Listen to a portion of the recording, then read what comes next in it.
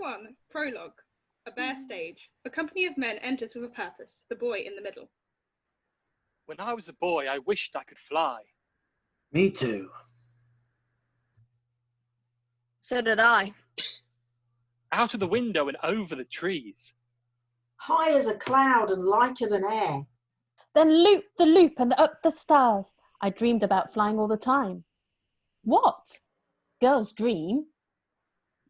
Up to the stars. I like that. Me too. A moment of connection between them, the first of many. Eventually, of course, we dream other dreams. We change. Grow up. It always happens. Nothing is forever. That's the rule. Everything ends. And so our story begins. Stache claps his hands twice quickly. The lights change. Supposing all these planks and ropes are now the British Empire. And we are lords. And captains. Mothers? Orphans. Sailors. Pirates. Tropical kings. And use the forts to hoist the sails and deck the ships awaiting us this early grey and misty dawn in 1885. A crucial year in the reign of Her Majesty Queen Victoria. God save her! By her grace had only just knighted a new peer of the realm.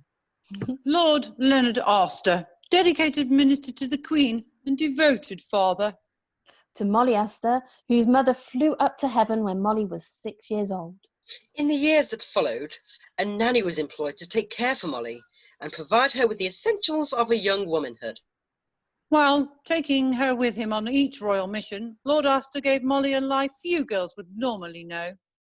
A life that made her insatiably curious, insufferably bright, and pretty much friendless at school. Prentiss and Ted seize on that, poking vicious fun at the boy. Friendless. Ha! Friendless? You mean like... Leave me alone! Grempkin, their schoolmaster, is suddenly brutally on them. Orphans? Most useless creatures on earth. Look at them. Cast out by their mothers who can't feed him or love him. No mothers at St. Norbert's, only schoolmasters. Grempkin grabs the boy by the scruff of his neck. Much as I hate to lose you, mule, and you, I won't stand in the way of opportunity. Here's to your trip on a ship. What a ship? What a trip? Sorry, I'm lost. Me too. Boys. We're lost. Boys. And so it was, on the brink of a new adventure. The three filthy orphans. And Lord Leonard Aster. His friendless Molly. And her nanny, Mrs. Bumbrake. Journeyed at dawn to the docks. Of Portsmouth. A hubbub while two trunks are carried downstage. Where two trunks are delivered to two ships sharing the very same dock. Two trunks, deliberately similar to each other in their trunkness. One of them containing a precious cargo belonging to the Queen. To be accompanied by Leonard Aster aboard one of the ships, a spanking new frigate. Commanded by Leonard's old school chum, the legendary Robert Falcon Scott, captain of the Wasp. A model of the Wasp appears and is passed briskly along to him. Fastest ship afloat, bound for the remote kingdom of Rundoon. Scott, now holding the Wasp, beams with pride. The others applaud.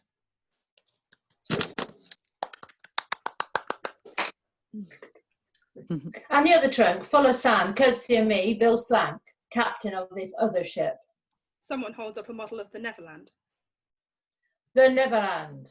Everyone scoffs and groans that the unimpressive Neverland model is passed along. The Neverland. Boo. The Neverland, a slower ship. And long in the poop. The Neverland model arrives in Alf's hands. A merchant ship taking a longer route to Rundoon, just to be safe. And while nobody's looking, Everyone turns away, occupied elsewhere. I'll just mark the Queen's trunk, the one supposed to go on the Wasp. Makes a chalk Then X at on the the top last trunk. sec. Sorry, then at the last sec. All ashore! All ashore. I'll switch 'em. Smacks the chalk-marked trunk. Get this trunk on board, Neverland, you garbage. And I'll sell these boys into slavery. Cheer up, lads. You're off to Rundoon to be helpers to the king. Food for snakes, more like. Slank pays Grempkin for the boys, then hollers to his crew. Crater boys coming aboard. Make your course, say your goodbyes. Goodbye to who? There's nobody who cares. Which is why I hate grown-ups. Stow your cargo! Start your play! Adieu! Adieu! Molly and Mrs. Bumbrake help Aster into his coat. The other men become merchant sailors, ordered about by Slank. Scene 1. The Neverland, on deck. Slank cracks his whip, and the sailors scurry. Stole that trunk in me cabin, you salt junkies. There's wind in the foretop, there's boys in the hold. To me way, hi-ho. Swabbers to the manacle. Oh, the foretop will swell, the boys will be sold, or it's down we go. Shroud the hip and jigger the futtocks. Or it's down we'll go. With everything safely aboard, final preparations are made on the deck of the Neverland. Trimly uniformed British seamen march on, accompanied by a military cadence. Call hands to man the capstan, run the cable down the Prawn, heave away and say goodbye, boys, far away from England, far away from home. The seamen snap to attention, smart and neat. A squadron of British Navy seamen in bright, smart uniforms boards the Neverland. Led by one Lieutenant Greggors, ready to accompany Lord Leonard Aster to Her Majesty's vessel, the Wasp. Greggors wears a naval officer's hat. The Neverland's ragtag sailors stare jealously at the grandeur of these Navy sea dogs. Captain Scott's compliments your lordship. Could you join him aboard the Wasp as soon as possible? A moment, Captain Slank. Slank emerges from the shadows, whip in hand. Here, your lordship. I'm taking the Queen's treasure to Rundoon aboard the Wasp, but I leave a more precious cargo here on the Netherland. Guard her well. Gives Slank a gold coin. Calls. Mrs. Bumbrake, bring her to me. Molly runs to Aster's outstretched arms. Molly, my Molly.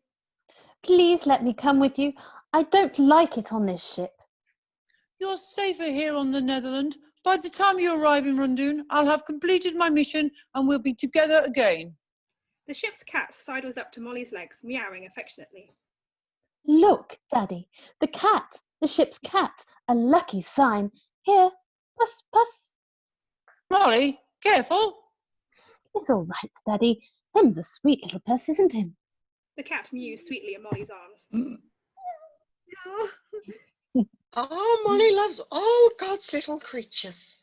Mrs. Bumbrake hands the purring cat to a passing sailor. Daddy, I know you don't need my help in Rundoon, but I've got to start pulling my weight sometime. You're all grown up, aren't you? I am, Daddy. Courage now. Promise? Promise? Giving in to tears. Oh, dear. Two sailors topple a crate very near to Molly's head. Just then, the crater boy's berth's open. One of the boys almost falls out. Hanging upside down just over Molly's head. He stares at her. She stares at him. He has an air about him. The look of a boy who doesn't miss much or say much about it. Slank lifts the boy back into the crate and slamming it shut. Back in the box, you monkeys. Something about the boy makes Molly feel like she just grew up a little. Daughter? Molly can't take her eyes off the boy, fascinated. A word. His stern tone snaps Molly to attention.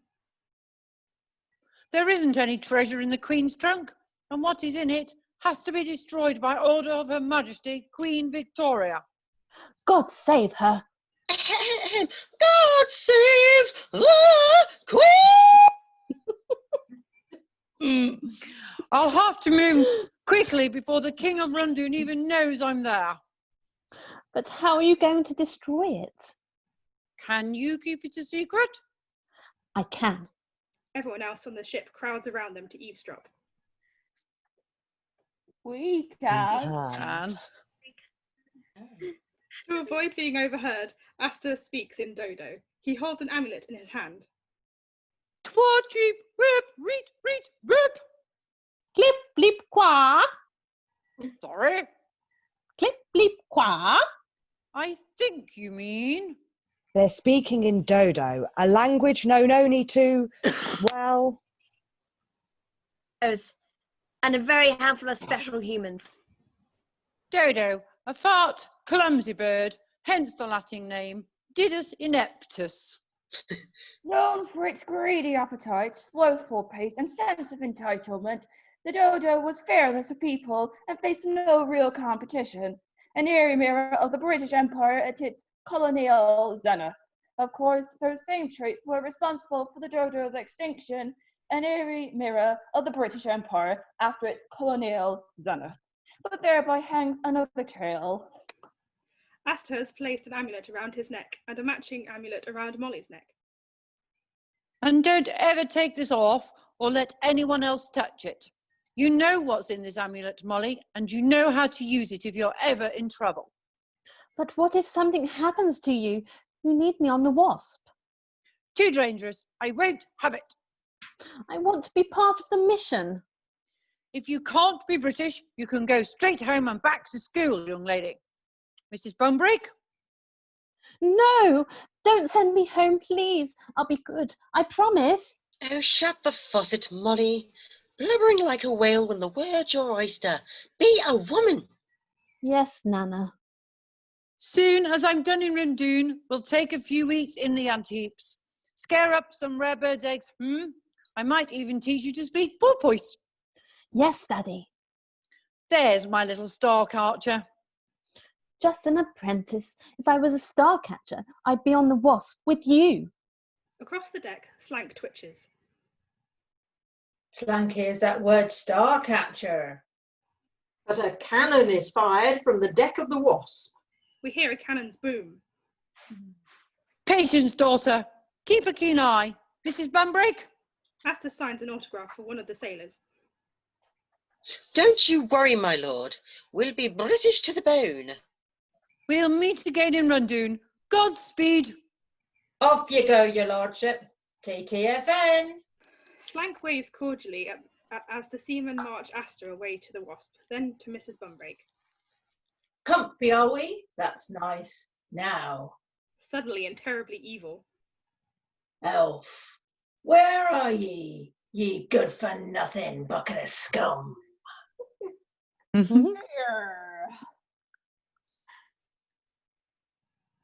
Lock these two in their cabin for safekeeping. I'm taking no chances.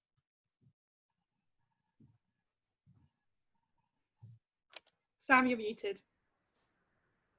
Sam, switch your sound on. Wait just a minute.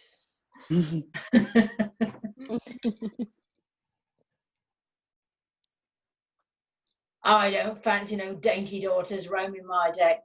Now op it.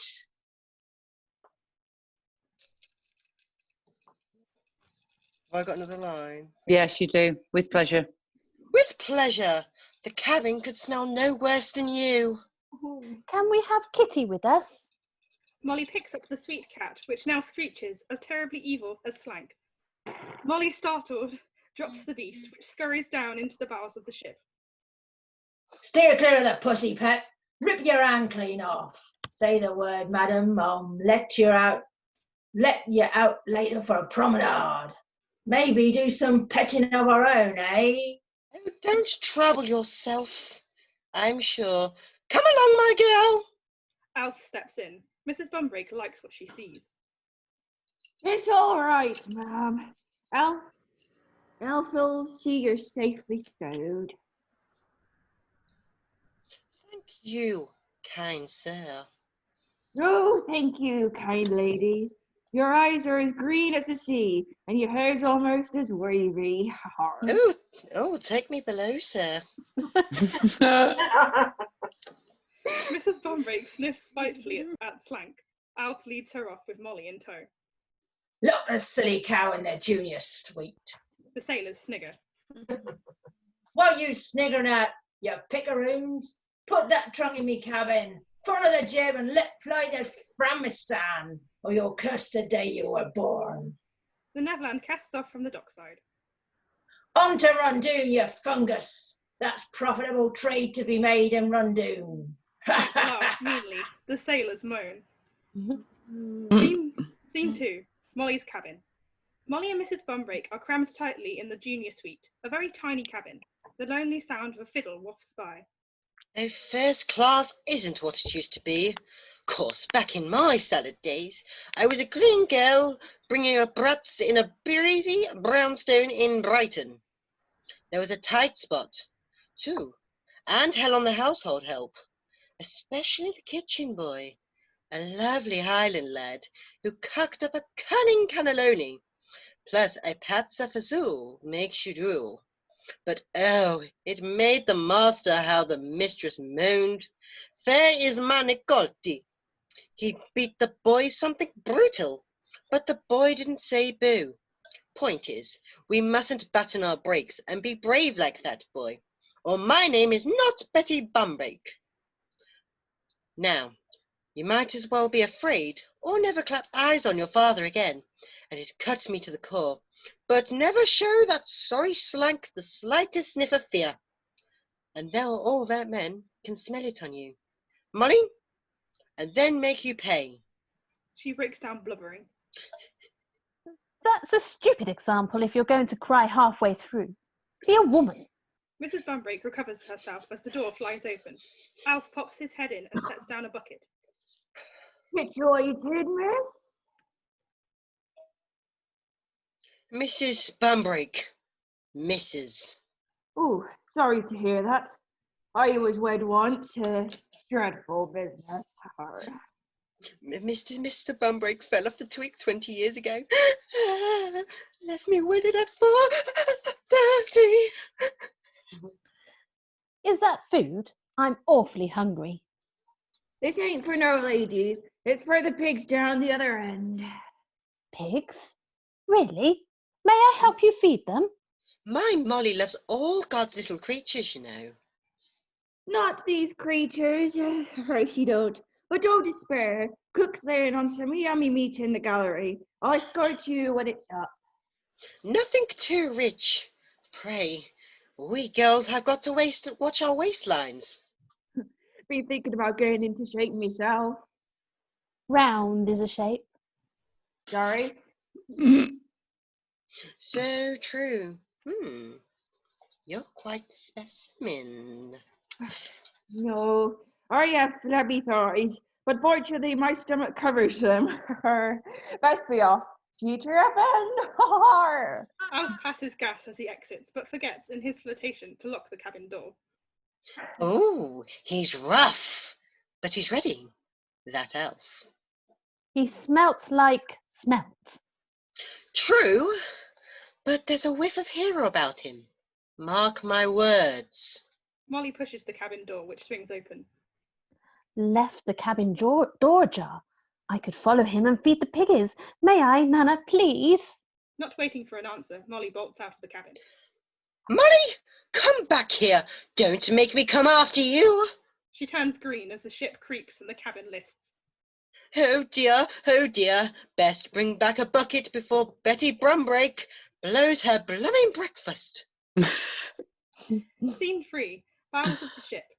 Careful not to be seen, Molly follows Alf down the dim and damp gangways, passing Mack and another sailor.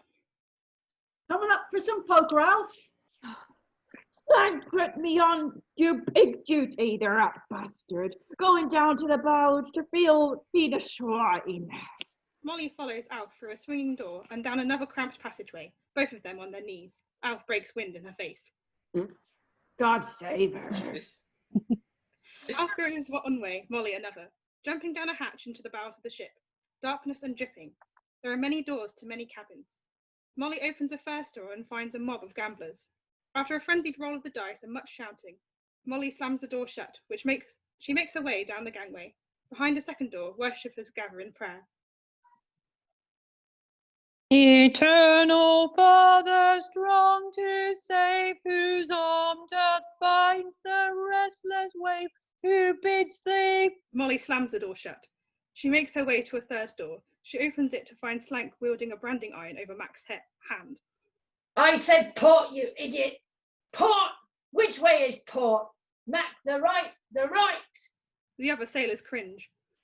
Left, you fool! Give me his left! A nice big P. Help you remember. Slank brands Mack's hand with a giant letter P, a horrible hissing of burning flesh. Mack howls. Molly slams the door shut. The ship's a scary place, but she's not afraid. Pigs? Where's the pigs? Molly spots Alf and follows him through one final wretched door. Scene 4, Bilge Dungeon. 3 filthy urchins, the boys from the crate, huddle together. Molly slips in behind Alf and stays hidden by the door. Well, if you take the 3 little piggies, got your sea legs? Oh, thank you. Get us out of here. Hungry! Please help! Why? Excuse me, sir. Quick question for the captain. What are you, piggy spokesman? I'm the leader. No, you're not. Yes, I am. I'm the oldest. I'm the oldest, and I say pipe down. But I'm hungry! It's your lucky day then, ain't it? Al throws Ted the bucket. Finally! You'll want to swallow... Oh, God, I've lost it. You'll want to swallow that down quick. Bone up a teeth. Ted devours the contents. Any good? Ted gags and spits out a glob of slop, choking. It's alive! Prentiss peers inside the bucket. It's worms. You fed me worms! I won't eat that. Please, sir, is there a vegetarian alternative? In my day, pigs weren't quite so popular. Alf starts to leave. The boys fight over the worms. Wait, don't hog it all. Gimme. You said you wouldn't eat it. You! Wait! What are you doing? Get us a beating. Belay that you, I'm called Mister on this vessel. Mark of respect for a lifetime of seafaring. Never mind him. He's got a real problem with authority. Ha! So do I. I know worms is rough, little boys. But they'll grease the pipes till we set you down in Rudoon. A question, mister. One. Do we have to stay down here in the dark? Till Slank hand ye over to King Zaro. Is that the king? Is the king nice to his helpers? That's you. Alf exits. The door slams shut behind him. Oh, I got a sick feeling about this. I'll think of something. Don't Molly worry. steps from the shadows. No, you won't. The boys scream, terrified. Ah! Ah! Ah! In my experience, boys are sadly slow thinkers. What is it? What are you? I'm a girl. They edge away, the boy hiding behind Ted and Prentiss. No way. We saw a girl once. Headmaster's daughter. It was nothing like you. It was all, I'm gonna get you! Who's the leader here? Who wants to know? Molly Aster. Dr. Pretorius back home says I have an extraordinary high level of brain power. Well, if you're so smart, how come you're stuck on this dirt bucket? I'm not stuck. I'm going to meet my father in Rundoon. He has important things to do. And we have important things to do. No, we don't. I'm the leader, and I say we've got some things. He's not the leader. Molly recognises the upside-down boy from the crate. You? You? How old are you? How old are you? I'm 13. I'm 13. Wait, I just remembered today's my birthday. I'm 15. If you were 13 and today's your birthday, you'd be 14. I only celebrate odd-numbered birthdays. Wait a minute. Doesn't matter how old you are. I'm still the leader. The leader has to be a boy. Hey, up our end of the ship, we get served proper food. I can lead you there, which would make me the leader. Proper food, really? Just tell me your names. Why should we? Only that if you have names, they serve you meat. Ted! I'm Ted! But I call him Tubby because he is food obsessed. I am not food obsessed. Do you write poems about pie? Pass the time. Do you hide beans in your blanket? Faint at the merest whisper of, get this, sticky pudding? Ted faints to his knees. Sticky pudding is so good. Like I said, food obsessed. I'm Prentiss. I'm a charger. Ever notice, Ted, the more you claim leadership, the more it eludes you. Oh, snap. And what are you, boy? Leave me alone. Sorry. I take it personally. He's rude to everybody. It's why he gets beatings. And why he's got no friends. One, tell your name, why don't you? Prentiss and Ted laugh cruelly. What's so funny? Thanks, Ted. He doesn't have a name. Been often too long to remember. Grempkin calls him Mule. Go on. You and your stupid names go follow some stupid girl. Like we need your permission, friendless. Doesn't cost any more to be nice, charmless. About the food. What can be like you can be like a temporary leader, but only till we eat. Fair warning, boy, I shall expose you utterly. No one had ever shown the slightest interest in him before. The boy's eyes began to sparkle, and the lure of competition wiped some of the misery from his face. Right, follow me. Molly exits the bilge dungeon. Right. Follow Mother. Molly? That's what I said. Follow Molly. Ted and Prentiss exit, leaving the boy alone. The ship groans. The boy quickly gets frightened, claustrophobic. The boy may have wished to be alone, but he didn't really mean it.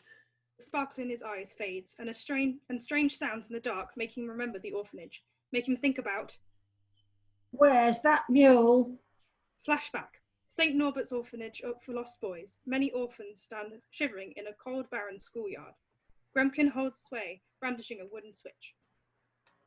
Yes, sir. You are all shades of nasty, mule. Oi, look at this filth. Don't hit me, sir. Cesspit's dirty work. A mule afraid of his own shadow? Be a man. Thank you, Mr. Grempkin. Uncover yourself. Disgrace to the mother that left you. Follow wings, Mama.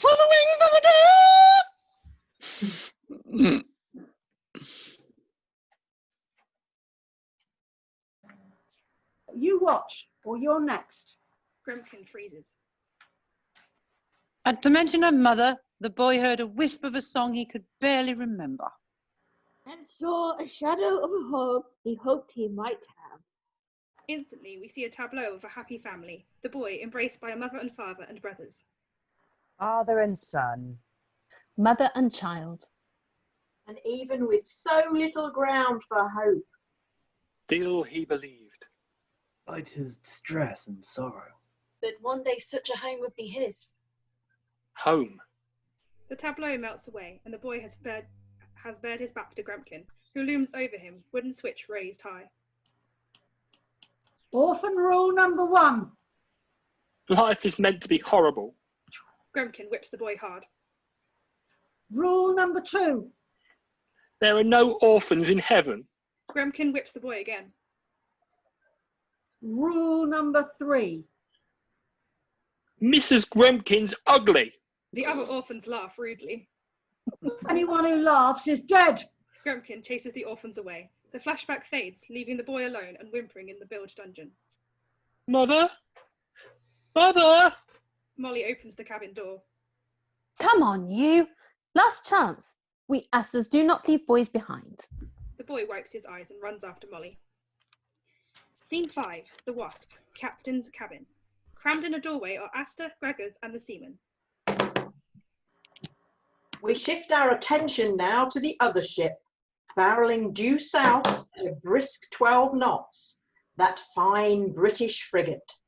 The Wasp. The Wasp. The Wasp. Where Molly's father, Lord Aster, has been ushered roughly below deck. Captain Scott's cabin, your lordship. Do go in. Greggors pushes Aster inside. The cabin is quite dark. A tattered Union Jack covers something large and unidentified. Awfully cramped for a captain's quarters. No frills on a frigate, sir. Sanchez, pull the door to. There's a good fellow. The seamen crowd into the cabin. Where's the captain, Lieutenant? I'm no lieutenant. I told a lie. Unthinkable! British never lie. Well, pirates do, don't we, boys? Greggors throws off his British naval hat, revealing his true identity, Smee. The seamen reveal themselves as pirates.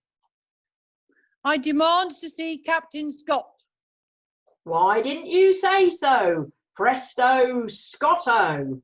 Smee lifts the Union Jack to reveal Captain Scott, dressed like a chicken with a gag in his mouth. What? Robbie, how dare you? Sir, release this man. Instead, Smee strips Aster of his lordship's coat. I'll take the key to that treasure trunk of yours. You'll have to kill me first. We was gonna kill you second, but I'm flexible. Achoo! Immediate terror. He's coming in a nasty mood.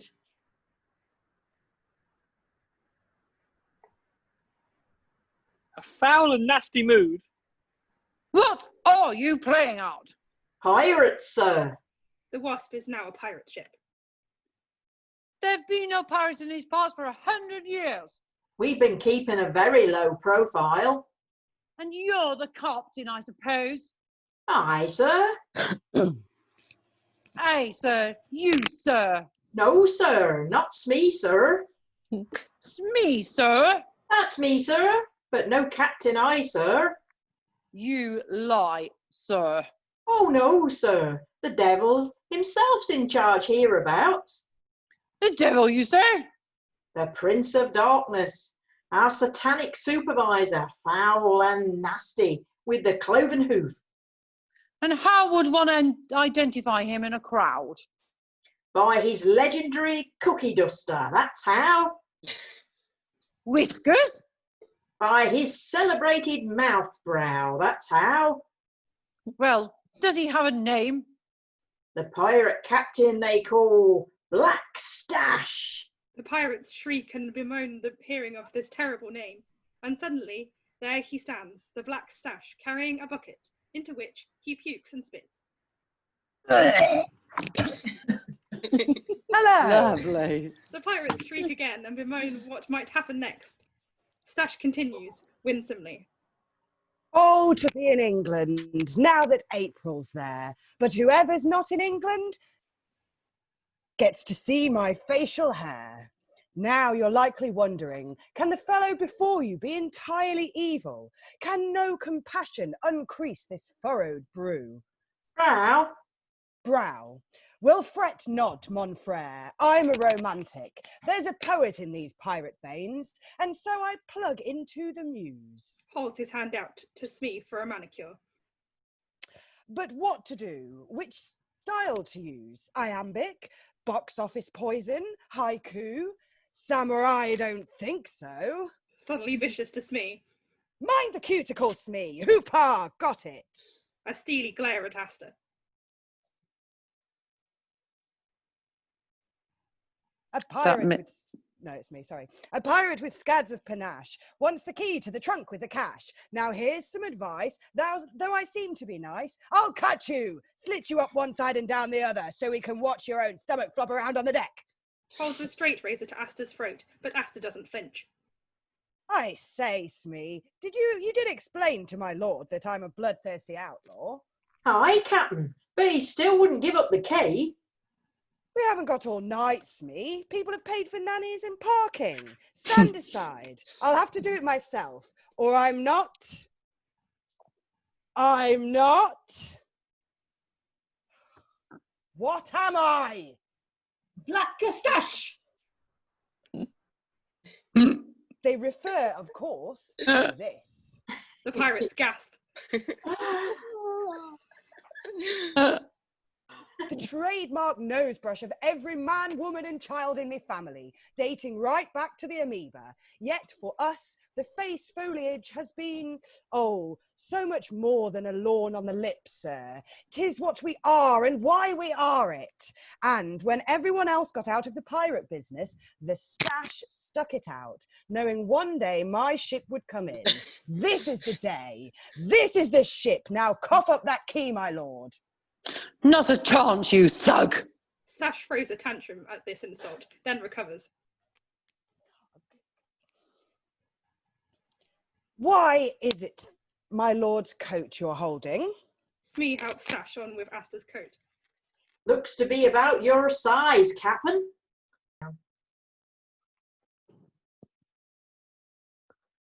What the well-dressed thug is wearing this season. Oh, yeah. So come il fa, Captain. So very come il fa. Stache surveys his reflection in a mirror. He's pleased with what he sees. I say, Smee, what is it the men call me? Nancy, sir. No, the other thing. Ruthless, sir. Ruthless, heartless, and peerless. Guilty as charged. Now, give us the key. Never! Playing games is for children, Lord Aster, and I hate children. Hurls his bucket at the mirror, smashing it. Bring it in, Gomez. It's a Sanchez. Sorry. Just bring it in. Thanks ever so. Pirates dragging the trunk. The Wasp is my ship now, and everything aboard her belongs to me, including the treasure Victoria thinks nobody knows about. Silly old Queen. God save her! Queen. God save her! Victoria. God save her! Banana. God save! Oopsie! Pirates appreciate Aster's humiliation. Stache perches on the trunk. Here's two things. When I open this swag, I'll be the single most significant pirate in the world, the solar system, or other places yet to be discovered anywhere. A moment passes. That's only one thing. The second thing is a dilemma, a large one, the Cadillac Escalade of dilemmas. In point of fact, for a little bird tells me that your darling daughter is sailing to Rundoon on the safer southern route aboard the Naval Nerd. The Neverland, sir. Huh? The Neverland, sir. Same letters, Naval Nerd, Neverland. I was close. I was pretty darn close. Splitting rabbits, really. Hares, sir. Splitting hairs, that too. Oh, just a sec. I know you love your Molly above rubies. What say you to a quick detour? We pluck her off the Neverland and you can watch her die, unless you're feeling a weensy bit more amenable. Eyes Aster, whose hand gives him away. Love your locket. But what's in your locket? Oh, allow me. Reaches in and extracts the key. Done and dusted, kippers and custard. Here's the key, boys. The pirates are so focused on the key, they don't notice that the amulet around Aster's neck begins to glow. There is a sound of bells. Freeze. Scene 6. The Neverland. Passageway. Molly's matching amulet begins to glow as well. Bells ring. My father, he's in trouble. Your neck thing is glowing. Bringing. Don't ask me about that. I can ask whatever I want. I'm the leader. Lay off, Prentiss. Come on, you have to tell. All right, listen. My father is going to Rundoon on a secret mission for the Queen. What's the mission? Molly! Where are you, girl? Molly bundles the boys down another corridor. Shh! Down this gangway and keep it quiet. Tell me again, what was it called, what we ate? Pork chops, pork salad, and pork belly pie. Greatest night of my life. Shh! There's more tomorrow if we don't get caught. Pork. Beautiful word. A different, louder bell is heard inside Slank's cabin. There's the ringing again. A neck thing. No, it's coming from someplace else. The shadow of a cat appears on Slank's cabin door, a glow emanating from within. Behind this door. Get away, boy. Don't open the cabin. The boy opens it anyway. The horrible ship's cat flies gently out, floating, lighter than air, gurgling and cooing sweetly. Holy! Slanks! Cat! Flying! We ask you now to imagine a grown cat in flight. Suspended in space as if hanging from a string. Of course, the boys don't have to imagine. Because there they are, and there's the cat.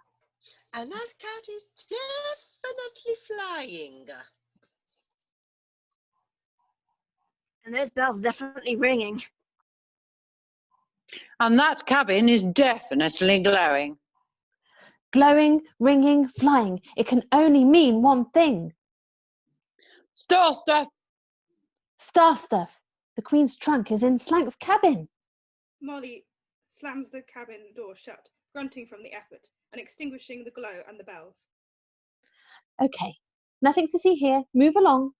That cat was... No, it wasn't. Yes, it was. Tubby's right. Your neck thing was ringing, and Slank's cat was totally flying. Hey, you know what'd be fun? How's about a bedtime story? What's that?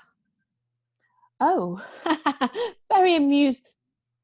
Oh my gosh, you poor things. You've never had a bedtime story? Might sound kind of defensive. Hard to have a bedtime when you don't have a bed. Sorry, I didn't mean to. Tell you what, you say sorry so easy, like the rough patch is smoothed over, no hard feelings and everything's fixed. Well, no. There's dark, a massive darkness in the world, and if you get trapped in a cave like us, it beats you down. Sorry can't fix it. Better to say nothing than sorry. Hearing his mother's song far away. When it's night and I'm too scared to sleep, I look through the cracks, you know, between the wood nailed over the window, and I see all those little stars that I can't reach. And I think that in 100 or 200 or 300 maybe, boys will be free and life will be so beautiful that nobody will ever say sorry again, because nobody will have to. I think about that a lot. Molly is moved by this glimpse into the boy's soul. So are Ted and Prentiss. Well, that's more than he's said in the last 13 years. So, bedtime stories. Not a big priority, okay? No, it's okay. I'm giving you one. It's a gift. Least I can do. Like, Sleeping Beauty. Sleeping Beauty's a good one. You'll like it. There's a kiss in it. True love's kiss. Yeah! I don't know what that is. Then I'll tell you. Come on, back to your cabin and I'll be mother. Now, the story of Sleeping Beauty. Once upon a time, that's how they always start. Once upon a time, a beautiful baby was born. Molly, Pied Piper-like, lures the boys off. Scene 7, The Wasp, Captain's cabin. Stache enters, finishing his own fairy tale. And that beautiful baby had a big bushy handlebar, and it grew out as he grew up, and they both lived awfully ever after. The end. Rises, exultant, key in hand. From this day forth, it'll be nothing but pleasure cruises and the odd America's Cup for me. Now open. Unlocks the trunk and throws open the lid. And perpend. A piratical silence of great awfulness. What is that? It's sand, sir. Sand? But that's impossible. When you say sand, do you mean the utterly worthless granular material one associates with the water's edge? Yes, sir. I see.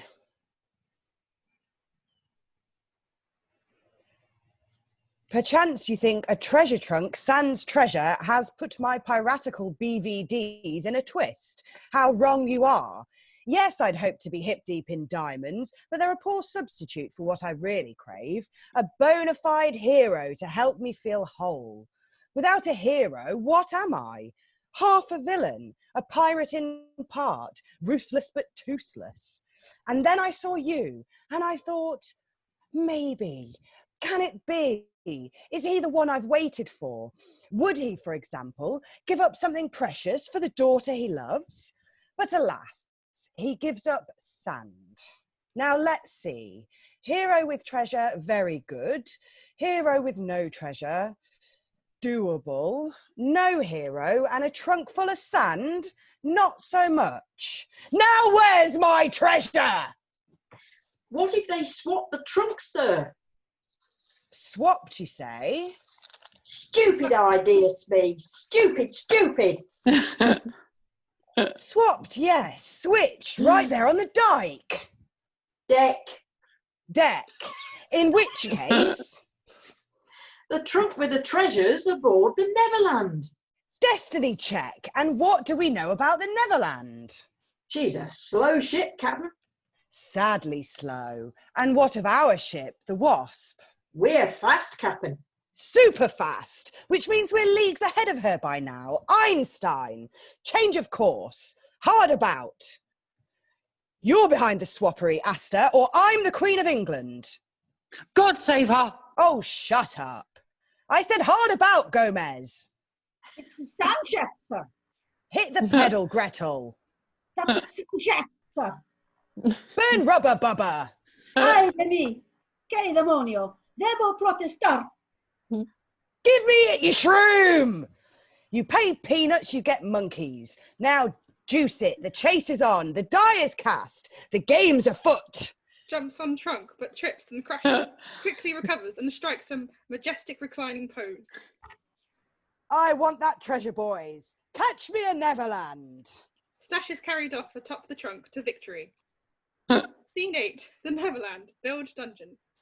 With the boys curled at her feet, Molly finishes her bedtime story.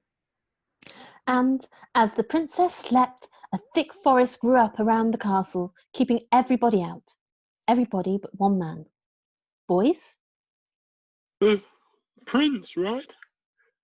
The prince, yes, very good.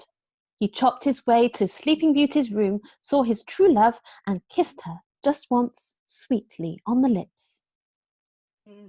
Pork. And true love's kiss broke the spell. The princess found her prince, and they all lived happily ever after. Her amulet suddenly glows and rings. The amulet again. Talk to me, Daddy. Molly leaves the sleeping boys and heads for the deck. Aster appears on the Wasp. Daddy, are you there? Hello? Hello? Can you hear me now? Adjust the Can you amulet. hear me now? Sorry, Daddy. Can you hear me now? Daddy, the Queen's trunk is here, on board the Neverland. Not in English. Too dangerous. Oh dear, please don't speak in... Brum, burp, wee! Oh, Daddy, not Dodo. Maya, rip! Parrots? A flock of parrots? Rob, reap, heap! Parrots have taken over your ship. Well, what genius bought parrots? Pirates! We've been taken over by pirates. Pirates? Oh, that's hard. Its sound is so tricky. Molly, the Wasp is bearing down on the Netherland. Soon as we catch you, steer clear of Black Stache and bring the trunk to me. I will. Don't let me down, daughter. This is your mission now. Yes, sir. Thank you, sir. Quack, quack, quack, quack, rip. The boy appears. What are you doing? Startled, Molly lets go of her amulet. Lights out on Aster. Scene 9, the Neverland, on deck. Molly turns to find the boy on the deck behind her. Sorry, what? Get below, boy. If Slank sees you on deck, he'll rear up like the... You were talking to your neck thing. No, I wasn't. I know what I saw. Well, there was a porpoise swimming alongside the ship, and it was making those funny noises that porpoises make. And I thought I'd make some funny noises too, that's all. So you were talking to a fish? Porpoises aren't fish. They're mammals, just like you or Germans. And how come your neck thing glows and rings all by itself? It's for swimming. I'm a good swimmer. It's a swimming medal. Right, swimming, sure. And what's star stuff? Decision. I'm going to trust you. Why? I'm just a boy. I know, pity. Remembers the You boy's like story. to... Sorry. Yeah. Go on. You like to look at stars? Well, there they are. There's so many. They look safe, don't they? Sparkling up there like diamonds. I like it when they shoot across the sky. Shroom! Sometimes pieces of them fall to earth. Little bits that look like sand. Can you keep a secret? I can. We can. Those little bits are star stuff. The trunk in Slank's cabin is full of it. There's some in here too, in case I'm ever in trouble. Star stuff? Let me see. No! It changes people if they touch it. How? Different ways, depending on what they want to be. So, if somebody gets their hands on this star stuff And they're evil and greedy, like Genghis Khan, or they're hungry for world domination, like Caesar or Napoleon, or, you know, Ayn Rand. Who's that? Didn't you learn anything in that orphanage? I was kind of busy trying not to die. Oh. So, if star stuff's so dangerous, why are you after it? I'm a Starcatcher. We have special powers that we use in secret to keep star stuff away from tyrants who try to rule the world. You mean like Queen Victoria? God save her. And no, that's different. She doesn't need star stuff to rule the world. She's British. So, you're a... what is it?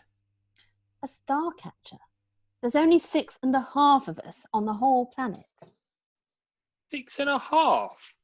I'm still an apprentice. Okay, so prove it. What? Go on, amaze me with your special powers. It's not a magic show. I'm not like some magician guy. Well, I mean, if you can't actually do anything. Fine, whatever. To have faith is to have wings. Molly clasps the amulet tightly, closes her eyes, and floats a few inches off the deck, then down again. Whoa.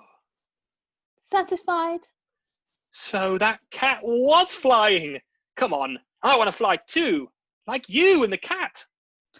Get serious, will you? The star stuff has to be destroyed. You want me to destroy it? Don't be ridiculous. My father is going to throw it into the world's hottest active volcano, Mount Jalapeno. Where's that? Rundoon. Wouldn't you know it? Problem is, King Zarboff would kill for even a thimble of the star stuff. Hey, I can help. See, I'm going to be the king's new helper. So when we get to Rundoon, I'll just ask him. You're not going to be his helper. You're going to be snake food. Zarboff likes to buy orphans and feed them to his snakes. So Grempkin lied. King Zarboff III is evil. He's the worst Zarboff yet. Grown-ups always lie. It's all they ever do. You want to help? Then help me get that trunk to my father. Hey, do you know what? Forget it. Why should I help anybody? What's anybody ever done for me? Out of nowhere, Slank. You! Snake food? Really? I told you to stay in your great orphan sludge. When exactly were you going to tell us where we... That's it. Bill Slank is drawing the line. I may not have been born with a silver spoon up me bum, but that don't mean I won't stir me tea with one. Ew! That's gross. Get below, boy. Molly gets safely out of harm's way, but Slank brutally hurls his whip and snogs the boy. He ain't going below. He's going over. Let me go! Let me go! Slank reels the boy in, close to the rain of the ship. The Neverland is lurching now, the sea below churning and getting wilder. Darboff promised me his whole bleeding fleet in exchange for the trunk in my cabin. Strong gust forward, wind hit 34 knots.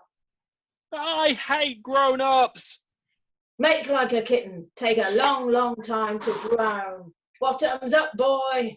Slank lifts the boy overhead, holding him perilously aloft. No, not overboard, please, I can't. Can't what? Swim! Slank tosses the boy into the sea. He sinks below the waves, then claws his way to the surface, spitting up water. Molly swims on. Here I am, boy. All will be well. Molly saves the boy and backstrokes him to the ship and safety. A gull flies over the waves, squawking at the rising storm and the roiling sea. Scene 10. The Neverland and the Wasp. Winds approaching, 40 knots, whitecaps heavy, crests overhanging. On the Neverland... Oh, that's not me. On the Neverland, a sailor spots the Wasp on the horizon and yells down to the deck below. Ship off the forward bow. From the cut of her jib, she could be the Wasp. The Wasp? After us? Tell Slank! Thunder! Molly drags the boy on and drops him with a thud. Backstroke is my event, and I do so like to finish first. I win more medals at school than anyone, except for Daphne Cooper. But Daphne Cooper's a swat. She kicks the boy in the side. Deep breaths. There we go. You saved my life. Of course. Why? Because I'm the leader. Well, you don't even like me. The leader can't go about saving only the people she likes. The leader has to be a boy. Only if the boy knows there's more important things in this world than saving his own neck. Like what? Like saving someone else's.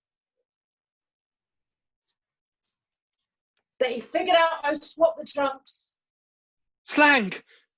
We need the Wasp to catch up to us quick. Molly runs off. Slank enters, leaving the wheel to Mack, and looks out to sea. The boy hides within hearing distance. It's a Wasp, all right. Sally Lunn, she's a fast ship. We'll never outrun a frigate, Captain. We can bleeding well try. Below the wapsail. The Neverland begins to sway and creak. Here's the breeze now, ye bilge rats. You want your trunk, Leonard Aster? You'll have to catch me first. Follow the wind, Weevil, hard to starboard. Mack comes down to Slank, holding up his branded hand. Starboard? That ain't the one with the big P, is it? Bring me the branded on. The boy runs to the wheel and spins it furiously. Oh, that's your line. The boy spins the ship's wheel for everything he's worth. The Neverland books. He's changed our course. Straight for the Wasp. Triumphant, the boy spins the wheel wildly. Wind 47 knots. Gale warning. The ship's wheel careens across the deck and spins out to sea. Turning the Neverland hard against the grim. And jolting two people in a tiny cabin below. Alf and Mrs. Bumbrake in her tiny cabin, singing. I've waited for love. I've waited for I've waited for years. Alf is about to kiss Mrs. Bumbrake, but she pushes him away. No more nuttering. I'm still a nana and I must find Molly. Jolt, they stagger. Spit me over. What was that? We're changing course is all. Straight for the Isle of Love. But where's my Molly? Alf begins kissing up her arm. She's been lost ever so long. Kiss, kiss, kiss. Oh, cease and desist, sir. Suddenly stands up with a manly voice. Hey, cut canoodling! I've got to grab that girl. Get it? But do come with. Mrs. Bumbrake and the cabin are gone. Wind 55 knots. Strong gale. Rolling seas. Blowing spray. The Neverland crashes into the waves. Bucking and barreling, straight for the Wasp. Stache stands at the bow of the Wasp, his pirates crouching around the mast. Sweeten the choppers and reef the expedient. This wind'll throw guano something fierce in your face. Oi, do you see what I see, Smee? The Neverland, Captain. She's heading right for us. This is too easy. I think I'm feeling a weensy bit guilty. And I'm over it. Up the gunter, prepare to board. Up the gunter. The pirates buck with a huge rolling wave. And keep the Union Jack flying so Bill Slank thinks we'll be polite. So devious, so very devious. Neverland ho! Victory is ours! Well, mine! Wind 63 knots! Hurricano! Violent storm! Visibility gone. Hull waves! Black skies. Red over white over red! On the deck of the Neverland, looking up at the Wasp. Cock her up, lads. We'll kiss her any minute now. But she's one of ours. We'll be ramming a British ship. The damned orphan boys ruined us. Orphans ruin everything. Hold on to your ditty, bad boys. Here comes a Wasp. Two ships make toward each other, tiny craft against the bounding main. A long shot of the open sea. Two crews assemble between two captains, steering two tiny ships and two similar trunks towards a moment of reckoning. Stache and his pirates, with the sand trunk on the Wasp, behave like British twits. Lordy, lordy, just in time for tea. Oh, scones at Fortnum's. Devon Cream. We can beat her, boys. She's only a ship full of fops. Now, boss. Now, run up the Jolly Roger. A pirate replaces the Union Jack with a pirate flag. The pirates abandon their foppishness and turn instantly vicious. It's pirates! Come back, ye cowards! But it's too late. Stache stands on the deck of the Neverland. Behind him, a phalanx of pirates. Hello, Neverland. I believe this trunk belongs to you, and you have something of ours. Melee, then freeze. Save your trunk, Bill. Get the trunk to Zarb off and you'll be too posh to push. Melee, then freeze. Wind 67 knots. That's 200 miles. Everybody! That's 200 miles per hour. Large waves over 50 feet. Disaster! Destruction. Devastation! Molly finds the boys below deck in the bilge dungeon. You, boy, you turned us round so the Wasp could catch us. Cheeky, hey? Where did it sink? Okay. Pretty cheeky. Yeah, awesome. And now there's pirates everywhere. Good move, Ace. He did something big, Prentiss. I could do more. Well, I'm still the leader. Then help me get the trunk out of Slank's cabin and onto the Wasp. Sorry, not our issue. Never mind, I'll do it myself. Mrs. Bumbrake, Mrs. Bumbrake. Molly runs out. The door slams. Different, you know that. You think he's different? You should definitely wait here. We'll be safer. More important things in this world than saving your own neck. Like what? Like what? Like helping Molly. The boy runs off. A boxing bell rings. Ding, ding, ding.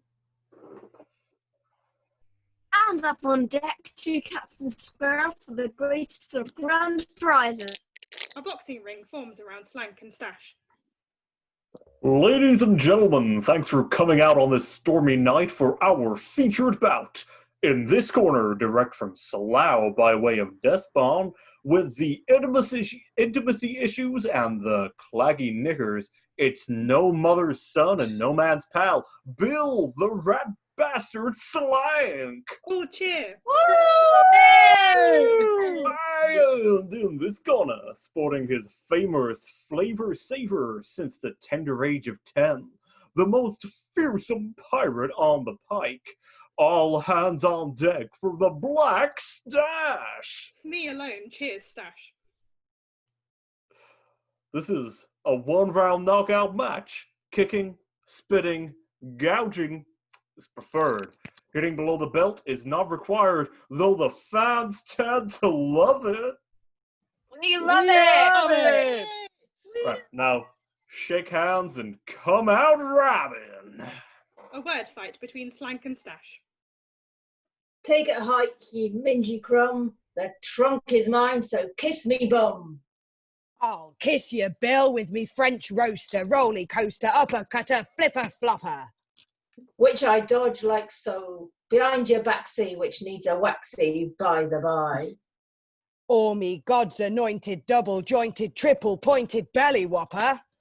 Or me onion, easy, easy peasy, Javanese battle cry. Me dog's dinner. Me shark shanker.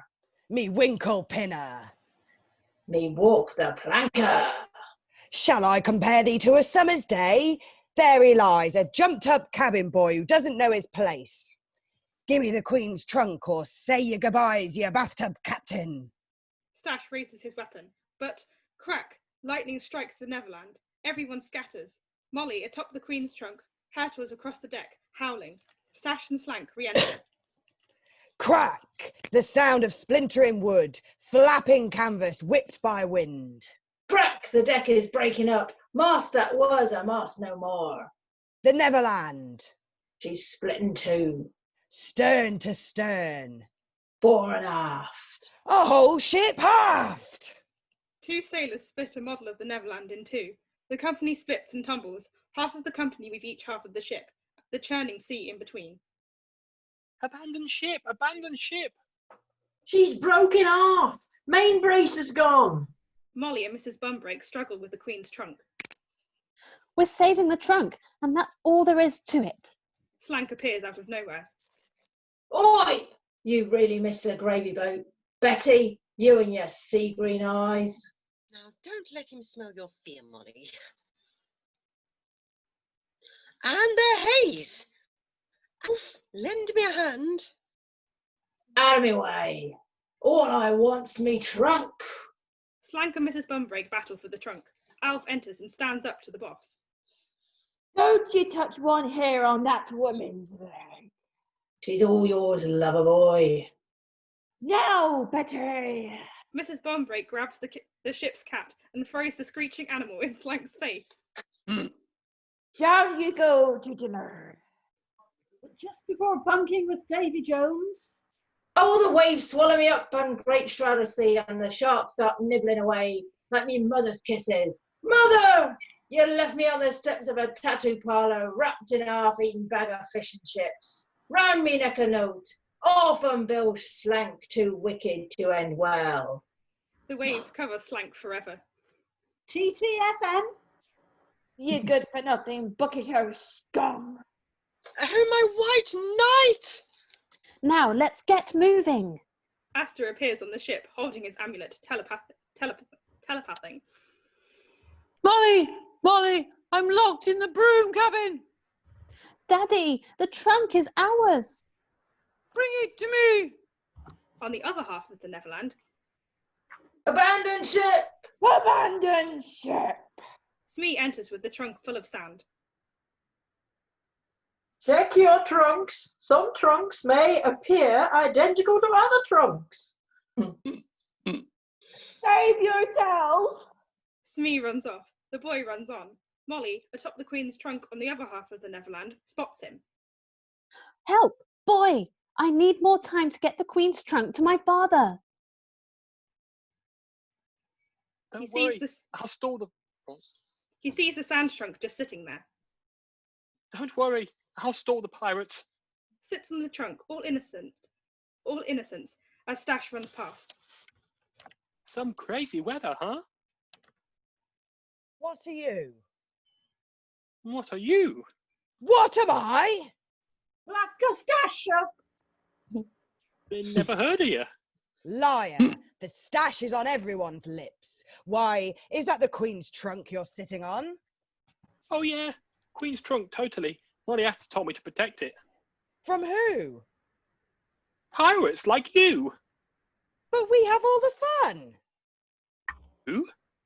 Absolutely! A little swash, a bit of buckle. You'd love it more than bread. Now give us the trunk and join the party. Appellation, please.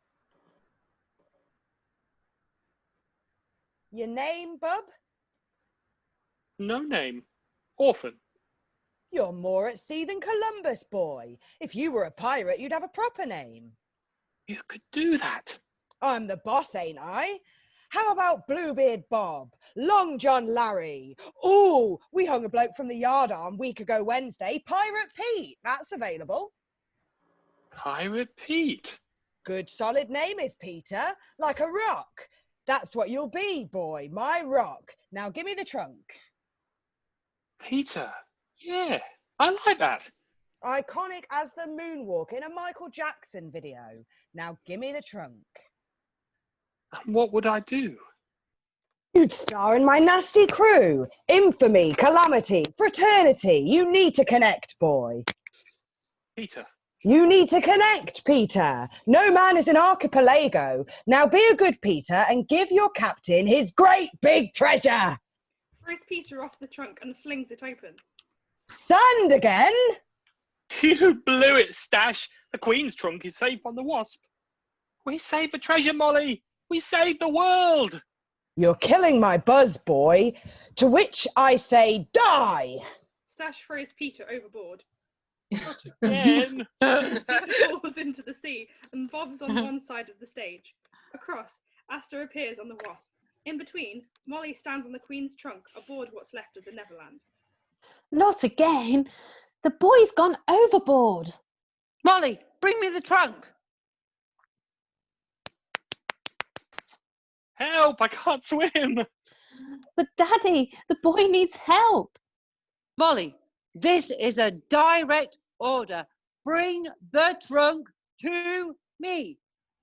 This trunk floats, boy. My name's Peter. Peter, I like it. Me too. There's an island, Peter. Ride the trunk to the island. Molly pushes the Queen's trunk overboard. Molly, no! Tempest tossed by the terrible storm, everyone prepares to abandon ship. Crack and rip and traffic again, soaked by the sea and soaked by rain. Soon we pray the storm be done, and when it's done, pray you'll see the sun. From out of the sea spray, Atkinson to Mrs. Bumbrake. Grab a spar, Mrs. Bumbrake, grab a spar. What's a spar? This is no time to argue. We can't stay where we are. Oh, the wind is like a whip. Take me out, abandoned ship. But my Molly! Oh, my Molly! What a bloody awful trip! Alpha Mrs. Bumbrake jump. Stache and Smee appear, railing against the storm. Blow, you winds! Oh, you winds! I'm still the man! You're the man! Thank you, Smee. Carry me and all the other crap you can, even in the churning sea. Still am I the captain, Smee, and the pirate code I follow. One for all and all for me. Stache and Smee jump. I'm the leader. No, you're not. Yes, I am. When there's a few of us, there can't be a leader now. And why not? There's only 2 of us. Jump. Come on, Ted. We'll jump together. I was thinking we could maybe wait for slightly better weather. Prentiss and Ted jump. Molly appears, preparing to dive into the sea. The Netherlands has come apart. Screw your courage. Steal your heart. Somewhere out there, search for him. Dive, Molly, Aster, and swim. Swim on against the current. Swim on against the sea. Though the tide may turn against us, though too strong the tide may be. Though each stroke grows heavy, though each breath is agony. We try till we can breathe no more to clamber up the nearest shore. And fall upon our knees before the truth that sets us free. Peter floats atop the Queen's trunk, fashioning a mast from a branch. He pulls off his shirt and drapes it on the branch, making a sail. It catches the wind, and Peter is blown towards the island. Follow that trunk, Smee. Get me to that island. Get to the island, Peter, and don't let the trunk out of your sight. The clouds lift, and the low setting sun breaks through. Swim on against the current, swim on against the sea. Though the tide may turn against you, though too strong the tide may be. And though your arms may be leaden, slicing through the spray and foam. Swim on, swim on, swim on, swim on. Swim on against the current till swim on against the current till your courage brings you home. Till you stand on your land safely home. Peter, now jubilant atop the trunk, sails towards the green island. Blackout. End of Act 1. Act 2. Prologue. Monster Island. Shore. A fetching mob of mermaids enters in front of the curtain to celebrate their encounter with Starstuff. You're likely wondering what we've had to drink now. That's not even a tune, sorry. And you might think now they've gone too far. But something we should not have been exposed to, we got close to by swimming aft of Peter's raft. And here we are. I'm hoping that the dancing will make it seem more like it's a tune. It was star stuff from the skies that made each fish the lovely dish you see before your eyes. Oh. Now fins are fingers, human style. Because of star stuff, we smile. Yeah. Yeah. And it was star stuff from above. It gave us necks, it gave us pecs, what's not to love? Oh, how we tingle and every day spring. Because of star stuff we sing. Oh yes, it's star stuff. I was a flounder, yes sir. We adore. And I smelt.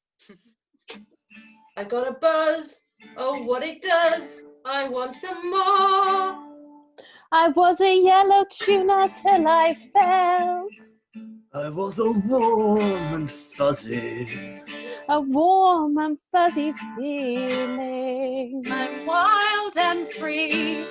My fingers tingled and my heart started reeling. I love how star stuff. Till star stuff made my tuna melt. It made a mermaid out of me.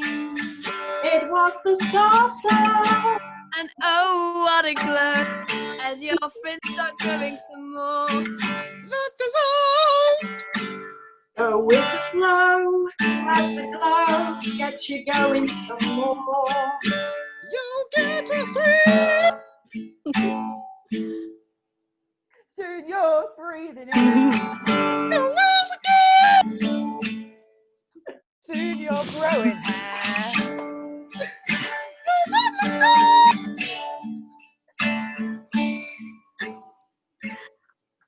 Oh, sorry. Soon it's long and curly.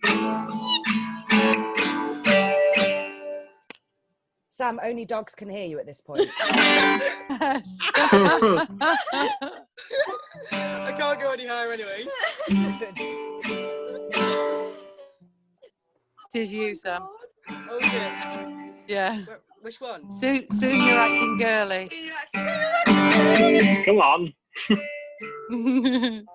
Sparrow to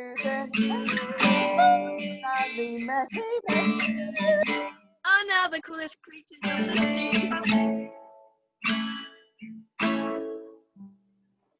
Dance break? Hooey. We're not at a dance break yet. I don't know if it does that. You missed. That's her. There we Do go. the surf and the turf, all the star stuff made a mermaid out of me. Mermaids away. Dance break.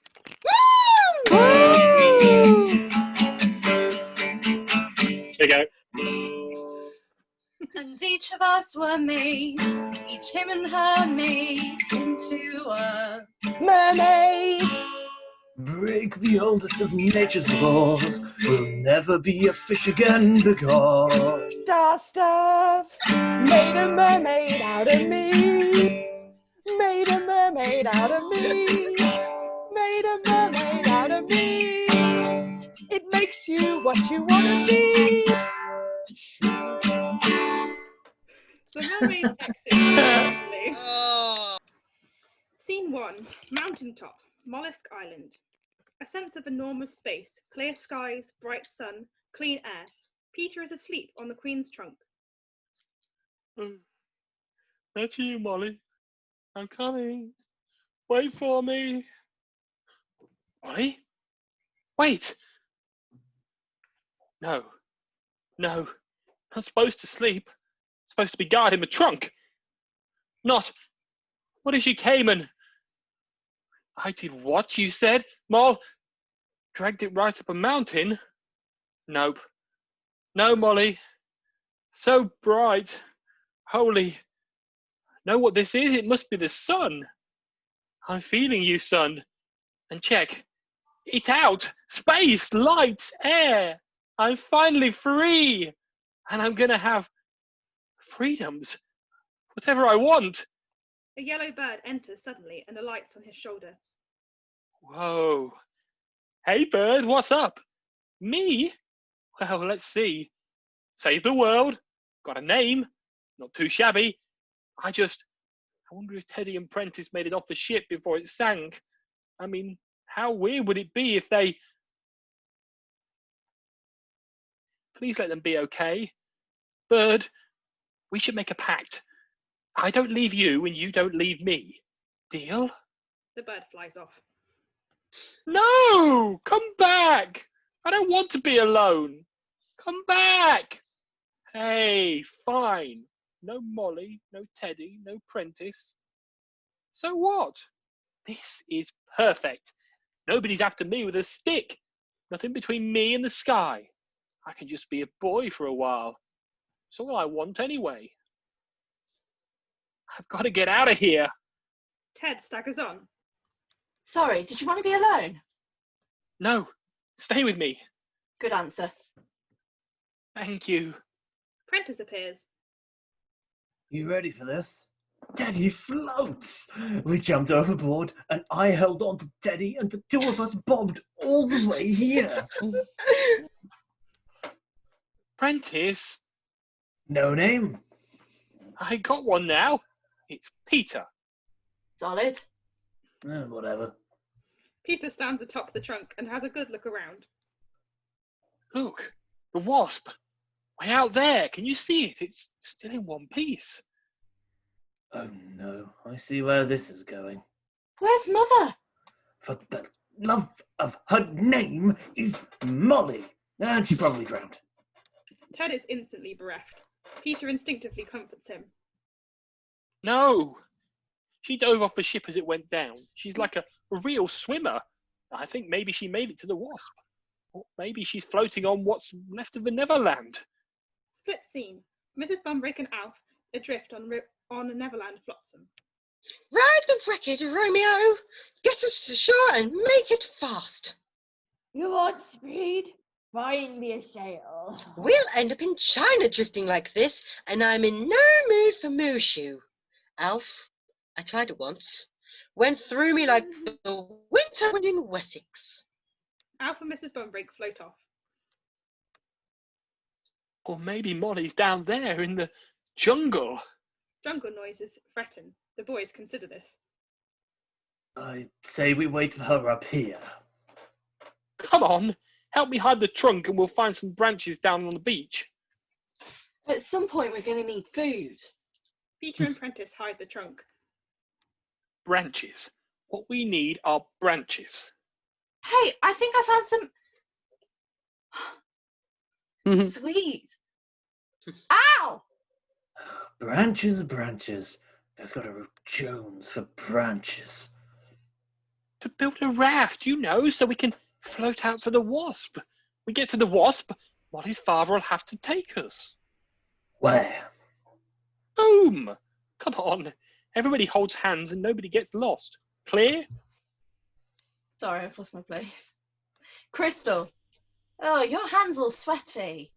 Yeah, because perspiration's the mark of true leadership. The sunlight disappears as the boys head down into the jungle. Scene 2. Jungle. The boys cling to each other as they enter the heart of darkness. Are we good? Yes. Yes. You there, Peter? Here. You there, Ted? Present. You there, Prentiss? Prentiss? You there? Teddy, you holding on to Prentiss? Teddy? Guys? Where is everybody? And suddenly they're separated, lost deep in the jungle. A tribal chant begins as strange faces appear and disappear from behind giant foliage. Vino bianco, Trebbiano, Mascatti, Pino, Grigio. We said hang on to each other, Peter. Gnocchi. Where are you, Peter? Cannoli. I'm here, Ted. Gnocchi. I'm scared, Peter. Cannoli. I can't see a thing. Gnocchi. Help! Gorillas! Oh, hello. Who was that? Cannelloni. Chianti. It's me, sir. Linguini. Vino Rosso Montepulciano. Hot enough for you. How do you eat this? Tocce al dolcetto. There, footprints. Something's chasing me. Montepulciano. Montepulciano. Who's that? What the? Chianti. I'm right behind you. Linguini. And I want that trunk. Do you want some tea? Linguini. And a biscuit, Smee. Help! I'm hungry! Help! I'm lost. I'm gonna find you. Chianti. I'll find you, Ted.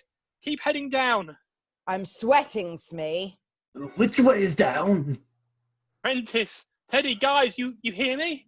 Hungry, Peter! Want that treasure. I'm the leader. Want that treasure? Help me, Peter! Want that trunk. Molly suddenly appears from behind a tree. World-class swimmer that we know me to be. I reached the island in record time. I'm awfully glad I saved the boy, even if Daddy's furious. Saving the whole world's a bit abstract for a 13-year-old. Putting a human face on it makes it more jolly. Oh, this training bra seems so irksome. Now, I really must fetch Daddy's trunk and bring it back to the Wasp, or my first ever mission will be my last.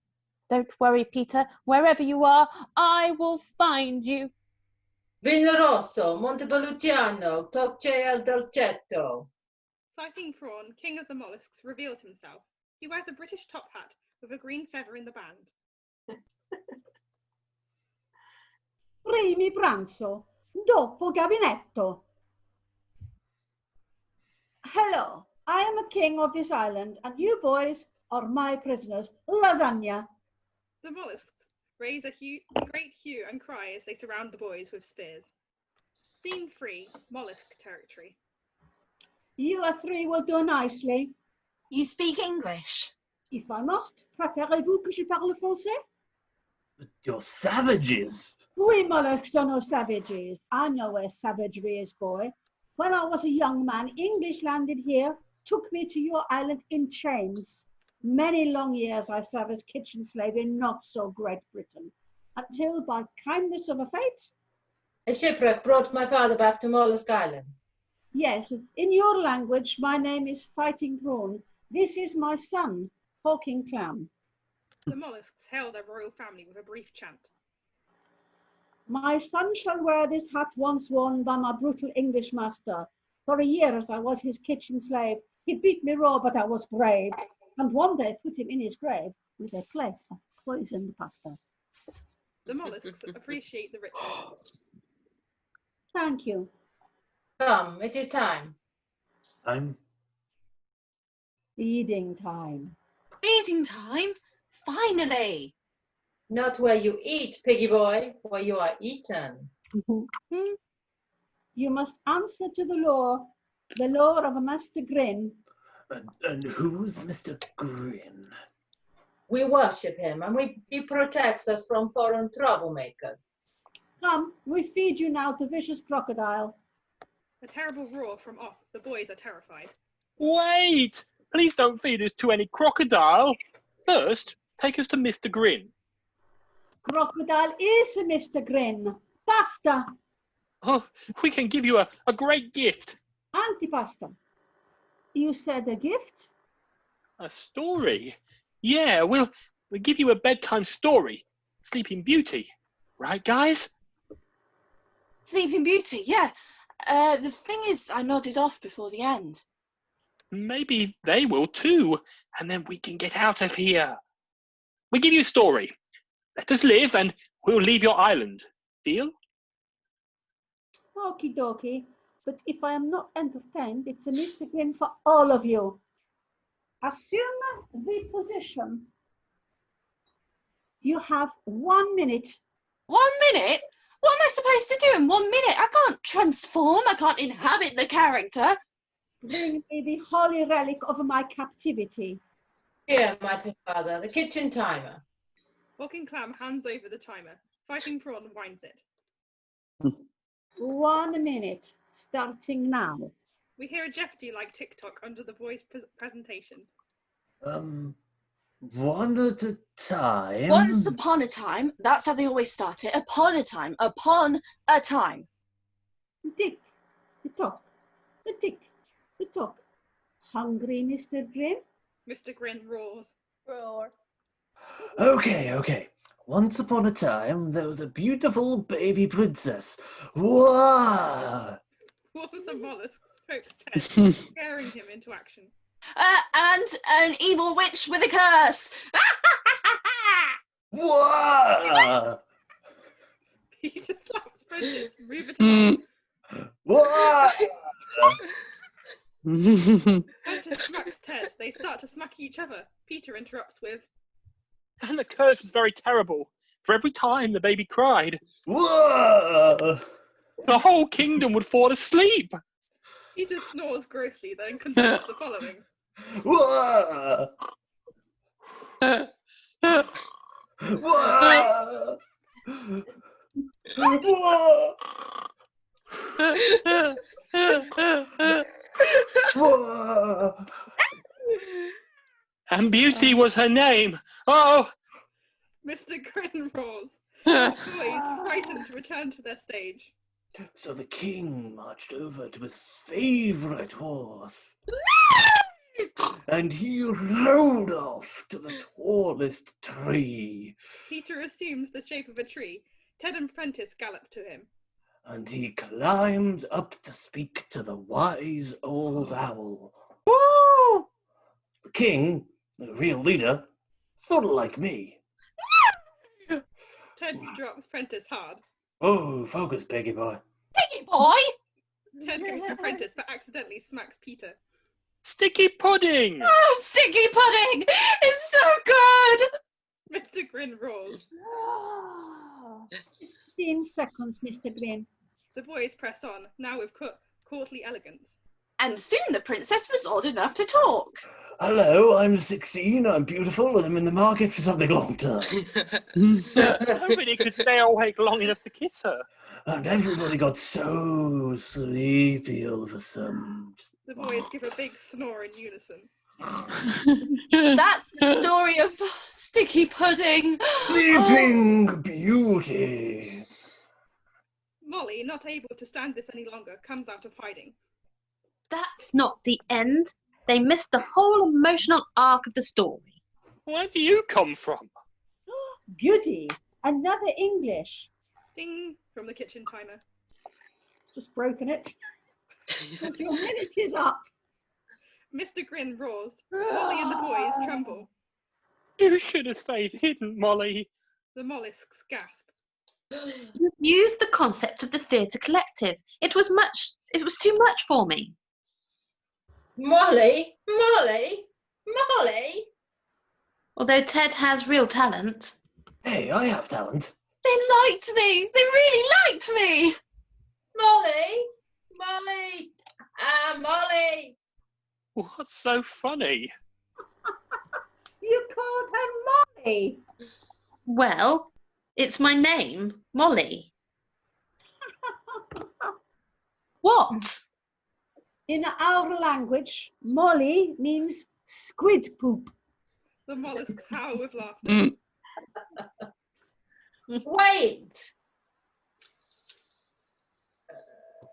Entertained, mighty father? Fighting Prawn hands the kitchen timer to Prentiss.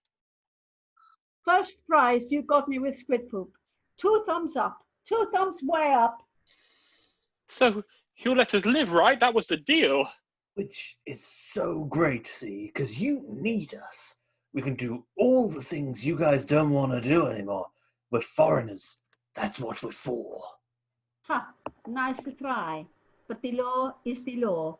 All English must die. Calamari! The mollusks point their spears at Molly and the boys. Scene 4. Mr. Grin's cage. Such life and death decisions are generally made by the English, not for the English. Worse yet, the walls of Mr. Grin's cage are very high. Too high for any boy or girl to climb. Too dark to see the crocodile in front of your face. And those hard things the boys are sitting on, they feel like bones. All in all, it's a bad day to be British. Molly and the boys cower and huddle. Ted clings to his pineapple. From an adjacent enclosure, Mr. Grin roars. Teddy, I hope that was your stomach. I want to go home. What home? He made a deal with us, and he lied, just like they always do. I hate grown-ups. Do something, Prentiss. You're the leader. Have a plan. Crocodile, eat the kitchen timer and leave us alone. Prentiss throws the kitchen timer deep into the cage. Mr. Grin roars, a chomping sound. Then tick-tock, tick-tock. Prentiss collapses in tears. Great. Now we can count the seconds till we die. This is all your fault, Molly, making me feel like this big man who's going to save the world. Well, I'm not a big man. I can't save anything. Not a good time for a hissy, Peter. You failed, so you try again. My father always says that. Mr. Grin roars, the boys cringe. Should have given the trunk to my father. Then he'd have all the star stuff and... Molly, you idiot! She's cracking up. No, maybe she has a plan. I do. I have a plan. Mr. Grin roars. Giant red eyes appear. Eyes! Look at the eyes. The amulet is my plan. The star stuff inside is my plan. You with us, boy, or is it sulk and die? I'm with you. I'm with you. Good. Kisses Peter. It's a better team with you on it, Peter. Peter is stunned, but Mr. Grin's enclosure ratchets open. Here it comes! Now, Peter, get him to open wide. Roar. Ted and Prentiss scream. Peter flings himself into action before he can think better of it. Tasty boy, fresh today, come and eat me. Mr. Grin opens his gaping maw. Molly throws her amulet in Mr. Grin's mouth. A moment of extreme tension, and then a satisfied burp. The ringing of bells fills the air. Mr. Grin begins to coo, gurgle. And grow. Bigger every second. Giant mouth. Giant teeth. Giant appetite. Until the crocodile shatters through his bamboo enclosure. An airborne leviathan. The vast fangs of the airborne Mr. Grin appear, chomping. So basically, I'm thinking let's... Get out of... Here! The boys and Molly run off, pursued by the giant Mr. Grin. Fighting Prawn appears with hawking Clam in another part of the jungle. Those dirty, rotten, filthy, stinking English. They ruined bedtime story. English ruin everything. Why they make Mr. Grin so big? We catch and kill them, mighty father. But the leave Peter Boy and little Miss Squid food for me. Them, fighting prawn will butter and deep fat fry. Scampi! Butterfly and deep fat fry, butterfly and deep fat fry, butterfly and deep fat fry. Hawk and Clam, fighting prawn, and the rest of the mollusks pursue the boys, running deeper into the jungle. Scene 5, beach. Stache enters, carried on by Smee. Set me down, you dozy prat. I can't go another step. That trunk is hard to find, Cap'n. So it is, elusive as the melody in a Philip Glass opera. Rest yourself a while. Smee'll track your treasure solo. Negroni, we'll pick the puling spawn and make 'em bring it hither. But how to do it? How to smoke 'em out? We could lure 'em, Cap'n. Lure 'em, you say? Stupid idea, Smee. Stupid, stupid. Lure 'em, yes. Down here to the butch. Beach. Beach. In which case, we shall need... A magnet. A really big one. That'll attract 'em. Smee, Smee. I know your heart's in the right place, but... Smee, you've been hitting the 3-bean couscous again. Weren't I, Cap'n? Wait, I have it. Go to bed. Oh, Captain. Lucky for you, you saved your... Lucky for me, you saved your ukulele. Captain Stache! The siren song. That's what we need. Smee, and you're going to be the luscious siren. Whoa, big croc! He's chewing all the scenery, sir. Not in my scene, he ain't. Spare me the theatrics, you reptilian ham. Abandon spleen. Scene. Scene. Abandon scene. Stache and Smee run off. Scene 6, Jungle's Edge. Molly runs on, followed by the boys, who are winded, exhausted, and collapsing. Molly continues running and is gone. Grab anything that looks like it'll float. We're getting out of here. Molly runs back on, checking her pulse and other vitals. No, first, take me to the trunk. Remember the mission. Forgot the trunk. Forget the trunk. The trunk is safe. What we need is a raft. It's not your decision, Peter. Protect the trunk. That's the mission. You have to have it your way, don't you? A bright, strong light blinks in their eyes. What the... Blinking fierce. From out on the Wasp, Aster signals Molly. He's using Norse code. It's Norse code, everyone. Prentiss starts laughing. Sorry, I think you mean Morse code. Not Morse code, Norse code. From Norway, the ancient Viking signalling system. That's ridiculous. What's he saying? Unless I miss my guess, he's saying, Mala bella ferna sina hena ferna. And then he says, get see Molly dozy blingen. That's first take Molly to the trunk. Cum hella high water. That's remember the mission. Very convenient. Get see blingen dozy planken. That's take the trunk down to the beach. Mala bella ferna. Father will be there with the longboat. Sina hina ferna. Will be safe if we can just get past the pirates and make it to the beach. Den toren in der flanken essen, nekon feske tore. Neben nebesna, nebenken winter, rebalken sinker hoeken, keep the motor cooking, anker danker, Papa. Love, Daddy. Molly takes a proud, deep breath of linguistic expertise. Women are tricky, man. I feel kind of stupid not knowing Norwegian. It isn't a contest, though if it were, I'd win. And the running, you're really fast. Better than me. Well, you're a better leader. Really? No. Come on, take me to the trunk.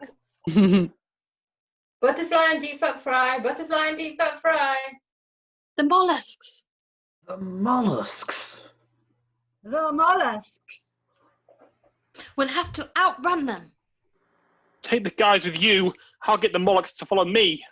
Hear that, Prentiss? That's the sound of a leader. Ted and Prentiss run for their lives. I'm not leaving you. The top. As if. Bravo, Peter. Molly runs off again. Peter is exultant at having pleased her. He waves his arms to attract attention. Here I am, mollusk. Come and get me. Scene 7, up the mountain. Peter begins running. The mollusks chase him, thirsty for blood. Bounding through the jungle and up the mountain, Peter's thoughts are only of outrunning the natives. Try and catch me, fighting prawn.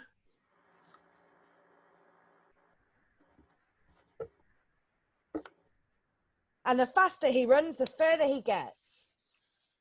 From the terrible beatings. The boarded up garrets.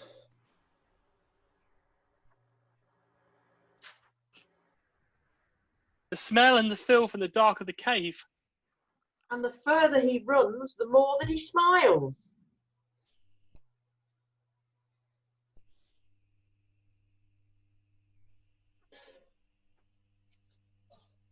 We did lose somebody.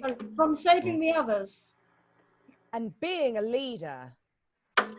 Panting and jumping and practically flying, Peter feels something entirely new. Freeze the chase.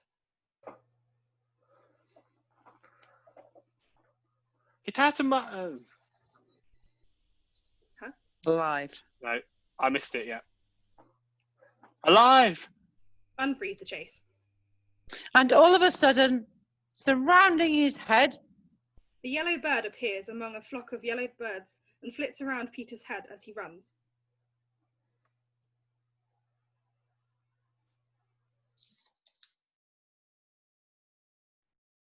Get out of my face, bird. I can see where I'm going. I can't see where I'm going. And that's when he misses a ledge and falls.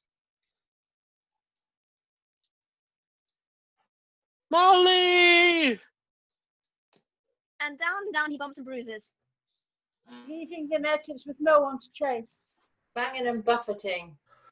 Down a deep crevice as gravity beckons. Crooking her finger and winking her eye. And Peter falling for her big time. I've lost where we are. I've lost where we are. Just page 43.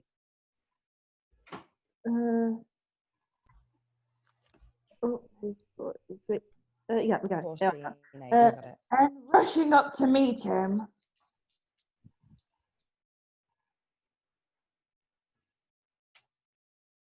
And rushing up. Solid is a solid sheet of glass. Splash! Peter splash lands in a pool of golden water. His brutal fall is broken. And not his neck. And not by glass at all. But by a shimmering lake of golden water, far, far underground. He should have been drowning, should have been afraid, but he was neither drowning nor afraid. Peter bobbed to the surface, safe as you please, and began to get his bearings. And the water was thick like oil and full of light too, and warm like a rich man's bath. And looking down fondly at Peter was... Mermaid. Scene 8, Grotto. Perched on a rocky ledge above the water, a grand dame of a mermaid looks down at Peter.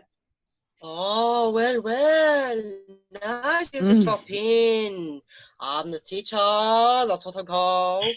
And yes, I speak English. I know your name is Peter. I know a lot of things. Where am I? Oh, in a hurry. That's right. I was running away from... The mollusk natives. They're trying to kill us, and I just want to go home. Yes, life is complicated. I was going to build a raft to get to the wasp, but Molly's father is... Oh, you don't need a raft to go home.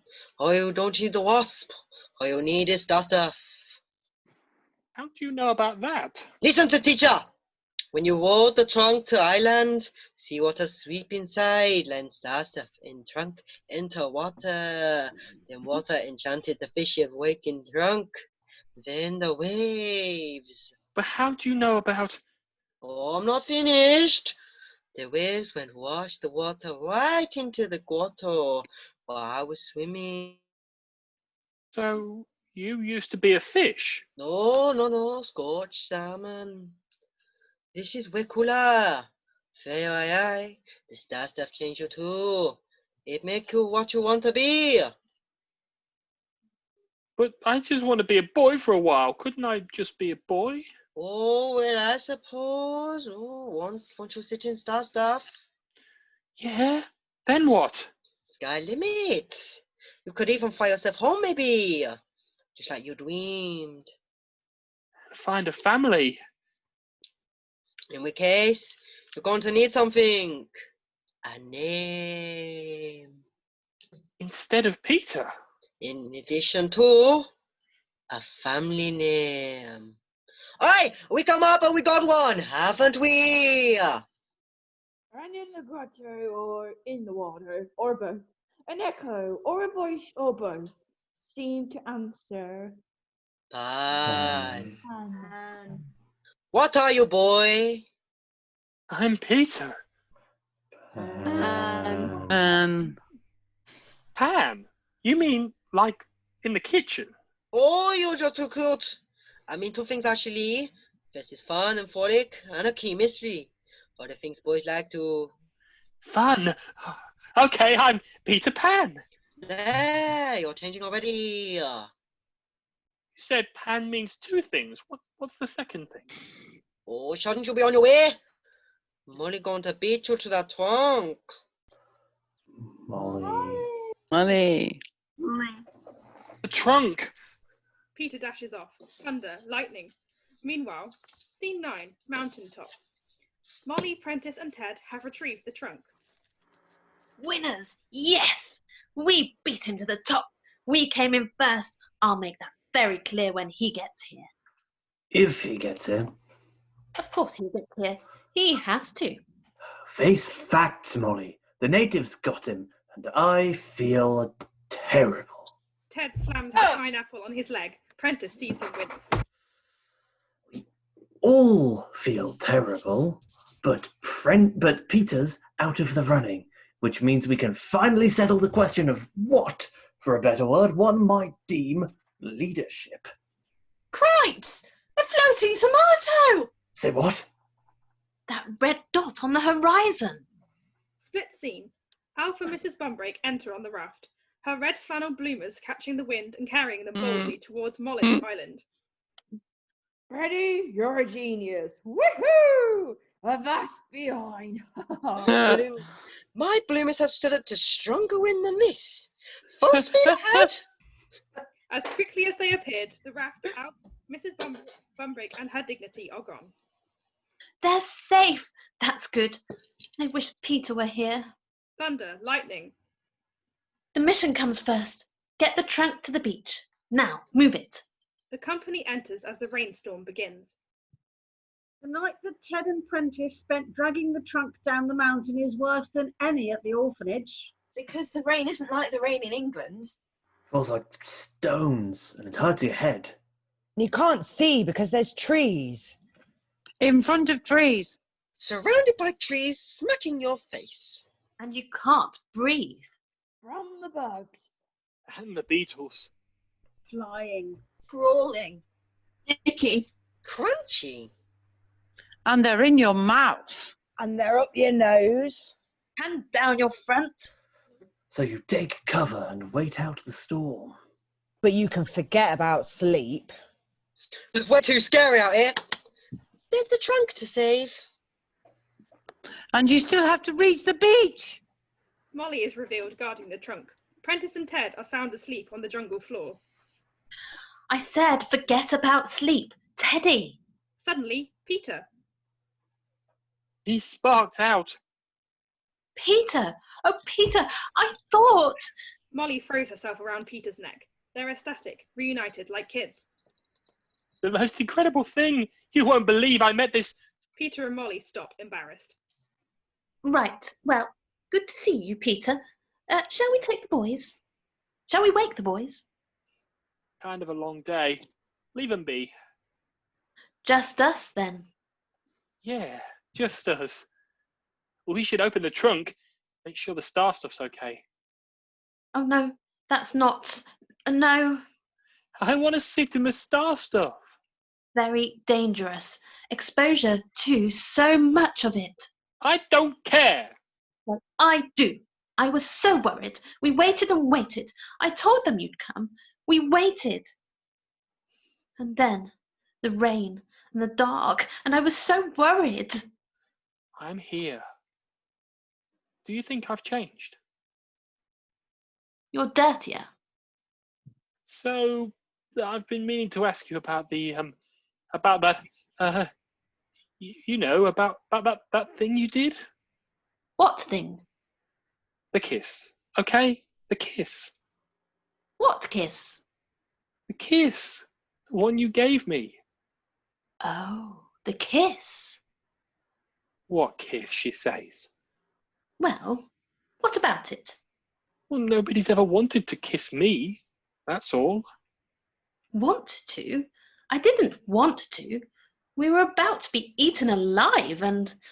I mean, I was just sitting there and you grabbed me. Oh, for heaven's sakes. Such a fuss. Didn't you like it? No, it was... You didn't like it. You didn't like it. And now you're telling me you didn't like it. Unbelievable. I'm not saying I didn't like it. Pork. Then what are you saying? I guess I'm asking. You stop that right now. I won't answer any such question. You're inclining towards the sentimental, and that's all well and good for a boy. But the fact is... Inclining toward the what? We girls can't afford to be sentimental. We must instead be strong. And when I marry, my husband will have to... Marry? Whoa, you thought I was asking you to... Not you swat. The ego. And when I marry, I shall make it very clear to this person that sentimentality is not on the calendar. He will have to lump it or leave it. And if should leave, I'll stay a spinster and pin my hair back and volunteer weekends at the hospital. And I will love words for their own sake, like hyacinth and Piccadilly and onyx. And I'll have a good old dog. And I think what I like, and be a different sort of family, with friends, you know. I understand that things are only worth what you're willing to give up for them, even if I, in the face of death, I may have, you know. Wanted to? I didn't say that. Got it. Good. Wow, what a moment. They suddenly seem older. Molly stifles a yawn. Oh, you know, I might just, now that you're here, rest my eyes for a little. Molly hops off the trunk and curls up in front of the lock. Instantly, she's asleep.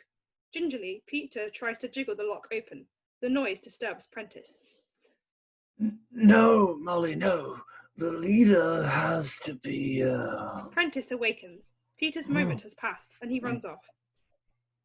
Where's Peter? The mollusks got him, remember? It is now morning. Ted sits up, shielding his eyes from the dawn's glare. Son, what's for breakfast? Ow! You say the sun, but if you could see the sun coming up. If you could see the sky coming up, that's all. We must be very near the beach. Come on, boys. We've made it. The strumming of a ukulele is heard as Molly, Prentiss and Ted push the trunk to the beach. Scene 10, beach. The sun is coming up over the horizon, revealing jagged debris from the wreck of the Neverland, including a piece of the ship's bow. A lone mermaid, who has seen better days, Smee in disguise, plays a siren song on her ukulele. Come to me, ye shipwrecked sailors, looky here, ye wave-tossed whalers. Who are, sailor boy, keep sailing near me. Closer now so you can hear me. As your ship breaks a bit from your deck for a sec, you can sing my lovely. Stache bursts on. No. The object is to lure 'em, Smee, not send 'em into psychoanalysis. No, simple's best. We go to plan B, the poisoned fruitcake. The hateful brats arrive, empty beach, tempting morsel. Maybe a note. Feel free, tuck in. They eat, they die. They come, Captain. Let's kill us some kiddies, Smee. So nasty, so very nasty. Stache and Smee disappear, just as Ted and Prentiss enter, exhausted. So hungry. So very hungry. Molly enters, pulling the trunk. There's the longboat. But where's Daddy? Enter Stache in disguise, forking a poisoned fruitcake. Get your tasty fruitcake here. Get your nice slice of fruitcake. Oh my gosh! Yes! Ted dives for the cake, but Molly stops him. No, Ted, don't! Fresh out the bakehouse. Yummy, yum, yum. Molly rips off Stache's disguise. You're the black Stache. My father will have your guts for garters. Ooh, plan C, Smee. Smee runs on with another poisoned fruitcake. Poisoned fruitcake, brats. That was plan B, Smee. Get rid of it. Smee exits with 2 fruitcakes. Wait, just a sliver. Too late, matey. Plan C. Smee and the pirates bring on 2 prisoners, Mrs. Bumbrake and Alf. My! Oh, Mrs. Bumbrake, Mrs. Bumbrake. Bumbroken's more like it. They grabbed us by the mangroves when we landed. The ruffians! Alf was valiant, heroic. Ruffians? How dare you, madam? We are no ruffians. Why, we've never even been to Ruffia. I don't care what you are, sir. I assure you. What am I, madam? I'll tell. Black Stache. Smee screams a terrible scream and runs around and realises she's doing so alone. Thank you, Smee. And it is my serious intent to kill this woman until she is dead, and Alfred too, unless you leave that trunk with me and my nasty crew. Stay right where you are, and I'll see it goes easy for you with my father. Your daddy's not around, dearie, and there's more of us than there are of you. And there's more of us than anybody. Prosciutto. Fighting Prawn enters with the mollusks and their prisoner, Aster and Scott, bound and gagged. Daddy, Captain Scott, not you too. No English move. Amid the distraction, Stache hides behind the other prisoners. Mrs. Bumbrake gets a good look at Fighting Prawn. Brawny? Brawny, is that you? Betty! The mistress wants more of your manicotti. And the pasta fazool. To make you drool. Betty Bumbrake, it's you.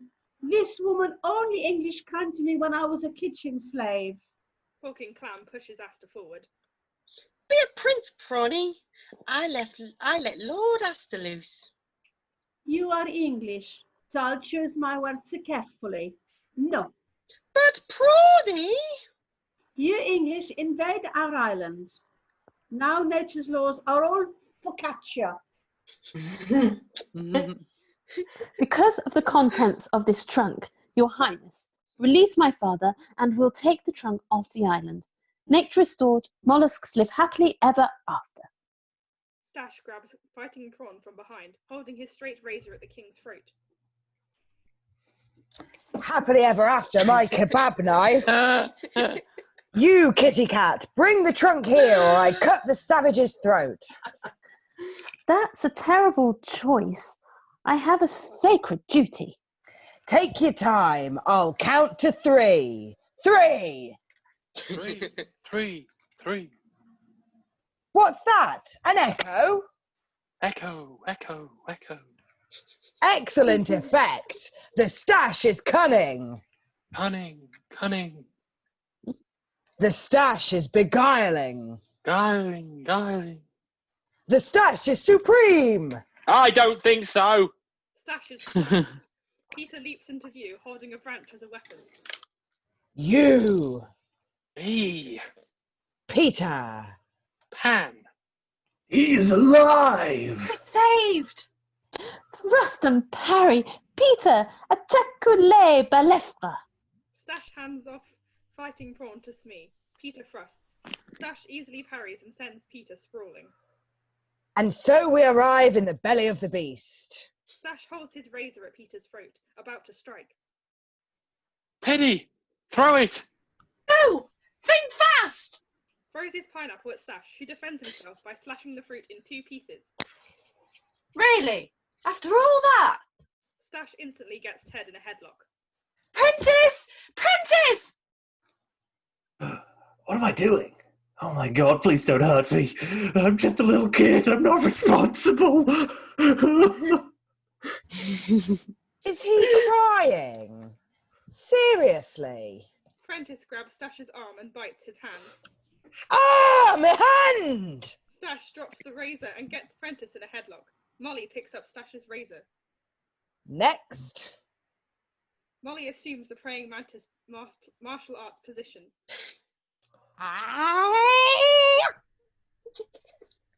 Oh, looky low, a baby koala. A koala?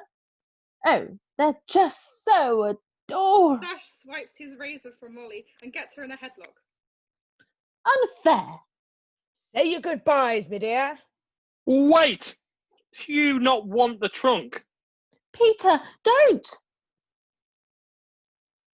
Are you with me, guys? Gotta save Mother. She's more important than some trunk. Even if I never get home. The boys hug in sympathy and understanding. Friends. Are we quite done with the hugging and learning? Decision. It's a better world with you in it, Molly. Now let her go. Do you note that, Smee? Do you see it? Genuine heroic sacrifice.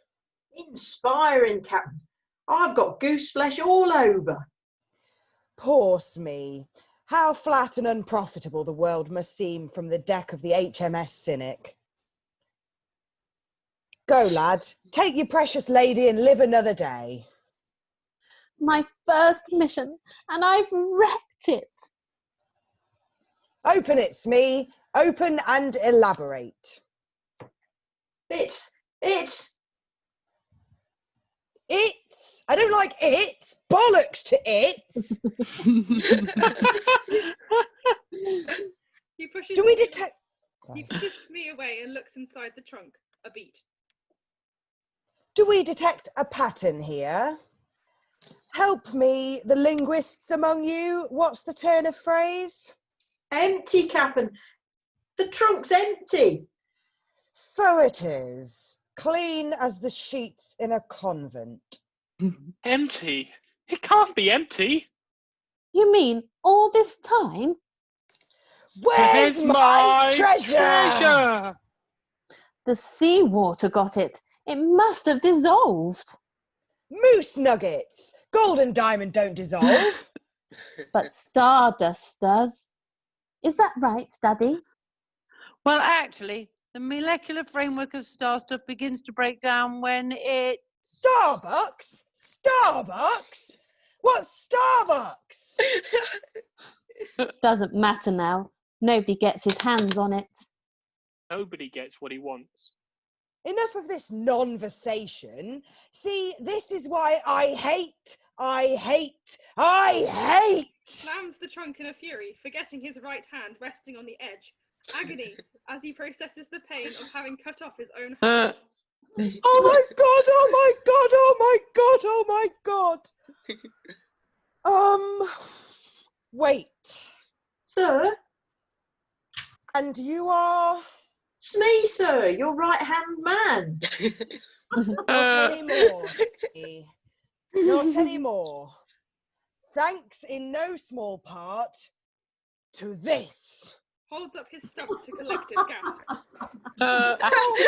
Oh, Captain, my Captain! Crocodile tears, Smee. A pine, if you would. What am I to do now? I'm stumped, sir. You're stumped? It's all about you, isn't it? Selfie, self, self. Aye, sir, not me, sir. Then kindly retrieve it. I'm not leaving my hand behind for these children to paw. Retrieved, Captain. You sacrificed willingly for the sake of a gill. Girl. And that was majestic. You've piqued the poet in me, Pan. What say we merge a forger? Forger and merger. Thank you, Smee. Picture it, Pete, the ultimate pirate and his worthy opponent. Molly fights better than me. I run faster too. And I bet your milkshake brings all the boys to the yard, but I'm not interested. Consider the possibilities. Foes forever, adversaries ad neverendum. I'm talking books, movies, Broadway. But you just tried to kill me. Don't you get it, Peter? You're my hero. You're the yin to me yang, the semi to me colon. Damn it, boy, you're the wind beneath my clipped wing. Gee, I hadn't really... Thanks to you, I am reborn, the complete villain. Oh, what sublime enemies we'll be. Forget gold, time. Time will be our treasure. We'll fight for all eternity. We's a couple now, boo. Only if my friends go free. Oh, bravo, bravissimo. Give the Pan a round of... Tries to clap his hands, but he's short one. Me a little help. Tries to clap the severed hand held by Smee, but utterly fails, grabs it and points it at Peter. This is all you're doing, you loathsome Pan. You single-handedly rendered me single-handed. Well, you cut your hand off, not me. Oh, pity the child who lives in a fact-based world. You may think my ship has sailed, but I have an armada at my former fingertips. Perhaps I'll never be a concert violinist or a reliable juggler, but I can still win Wimbledon, and I can still destroy you. You've made your bed, Pan. Go on, get the hook. Roar. Tick-tock, tick-tock. Everyone looks up and cowers. North northwest. Enormous ticking crocodile, Captain. Back for another snack. Upstaging me still, you snaggle-toothed show-off. It's just not your day, sir. Hang on, I could use a killer croc on my crew. Bring the beast along, Smee. How am I to lure him, sir? Give him the hand, you fool. Tosses his hand to Smee. Wait, best make it last. Just give him the finger. Smee tries to pry a finger from Stache's hand as he exits. Adieu, Pan, but believe this, where'er you call home, keep your back to the wall, for just when you least expect it, there I'll be. The Stache, right under your nose. Clap if you believe. Stache exits. Applause, no doubt.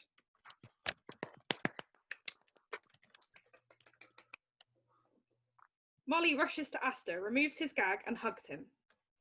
Daddy, thank goodness you're safe. Molly! My Molly! Molly, Molly, Molly! Boy, you godson, fighting prawn honour that. Boy will wear hat of hero, and fighting prawn will bend mollusk law, allow all English to leave island. Alf, you be good to Betty, or I'll serve you up al dente. Oh, rebraid plans, your Prawness. I got down on bended knee, and Mrs. Bree said, "You betcha! Betty's browned for bridal bliss." Hey, the HMS Bumbrake may have a few barnacles on her bottom, but I'll scrape them off. Don't speak, dearie. Oh, Prawny, ta-ta for now. Ta-ta for now, or in my language, tiramisu. Tiramisu! The mollusks vanish back into the jungle. Oh, let all sport is back to England and I can finally set my sights on the South Pole.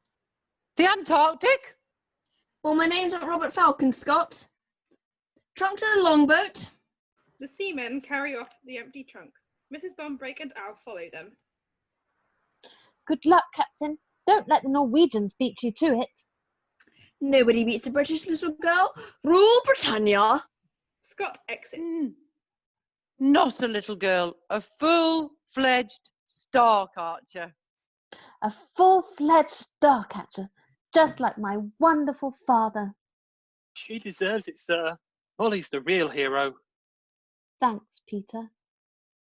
Mission fulfilled. We're heading home. And you'll come with us, can't they, Daddy? Can't the boys come home with us? Mother! I told you!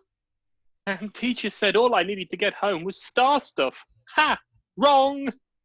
Who? Who's teacher? This tricked out mermaid. Well, she was a fish, but she swam into the grotto and now we're going home. Wait, what grotto? The grotto with the golden water. Did you go in that water? Yeah, it was great, all warm and tingly. The star stuff. And he soaked in it. We can't do this. But it already dissolved in the waves. The waves that turn fish into mermaids. I'm sorry, Peter. We can't take you with us. Why? What did I do? But he isn't evil or greedy, and he isn't. We don't know what he is or what he wants to be. I just want to be a boy for a while. That's all I ever wanted. There, you see? With star stuff, a while could be a very long time. But I'll be good, I promise. The boy deserves a home. Of course he does. But wait, Leonard, old man, you're getting slow. Peter, what if your mermaid was right? She wasn't right, and neither are you. Grown-ups lie. They lie, and then they leave. I thought she said the star stuff was all you needed to get home. But I'm still here. Precisely. Did she say anything else? She said I needed a family name, so she gave me one. Pan. Pan.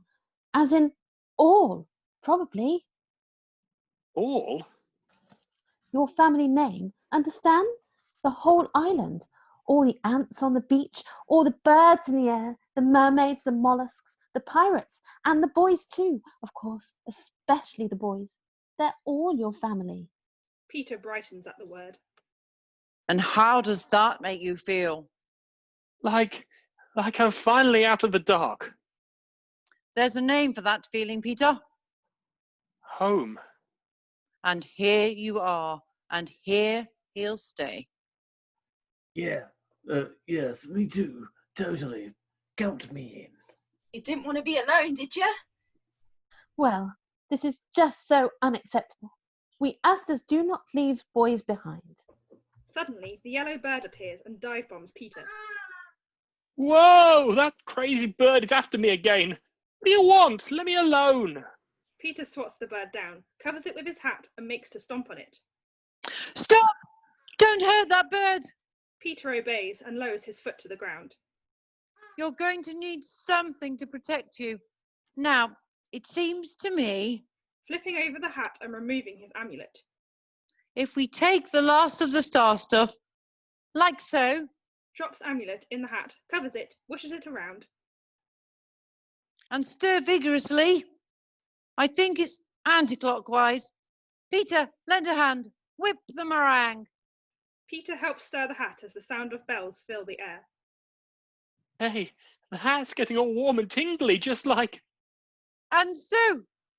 Aster uncovers the hat and a light flies out, caresses Peter's cheek, then pulls Molly's hair. Wizard. My hair! Come here, you! The light vanishes down the beach. Ted runs off after it. I can totally do that trick. Hey, don't eat it, Teddy. Prentiss runs after Ted. Nice to know I've still got it. If you really want to protect him, you take him with us. That's going out, my lord. I'm afraid it's time for goodbyes. Aster steps discreetly away. Molly pulls herself together. Be a woman. Molly tears a label from inside her pinafore and hands it to Peter.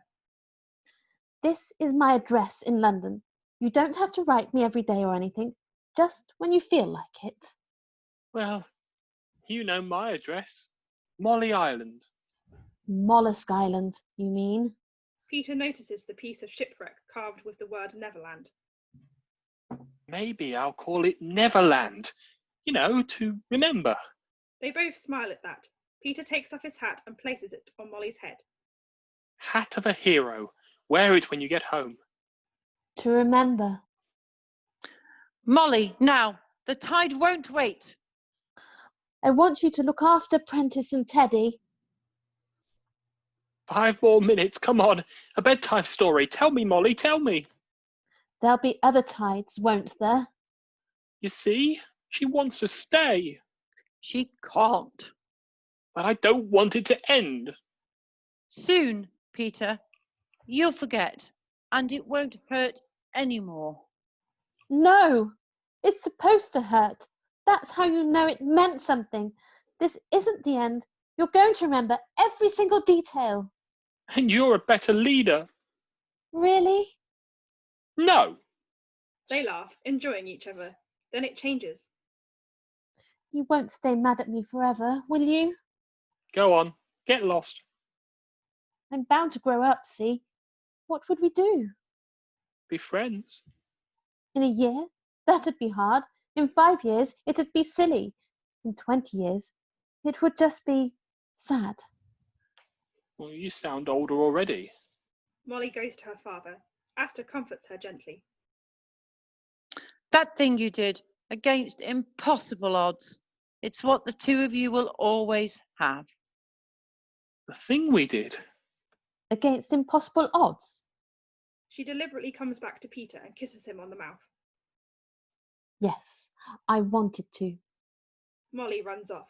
Aster stops Peter from pursuing her, then exits. Peter is alone. A moment. Then the company enters one by one. Peter watches the wasp get smaller and smaller, wondering about his adventure, about Molly, about that kiss. It would be the only moment that Peter would teeter at the top of the roller coaster on the verge of becoming what he'd always hated, a grown-up. And then, as promised, he began to forget and stayed right where he was. The outsider. Molly, true to her word, would remember everything until one night, many years later, she stared out of the nursery window, watching Peter fly off with her daughter in tow. And this grown-up Molly would confront her new Nana, the good dog who tended her children. Don't worry, Nana darling. I always hoped if Peter came to visit, that my daughter would take my place. And once Wendy grows up, I hope she will have a little girl. A little girl who will go off with him in turn. Oh, for the wings of the dove!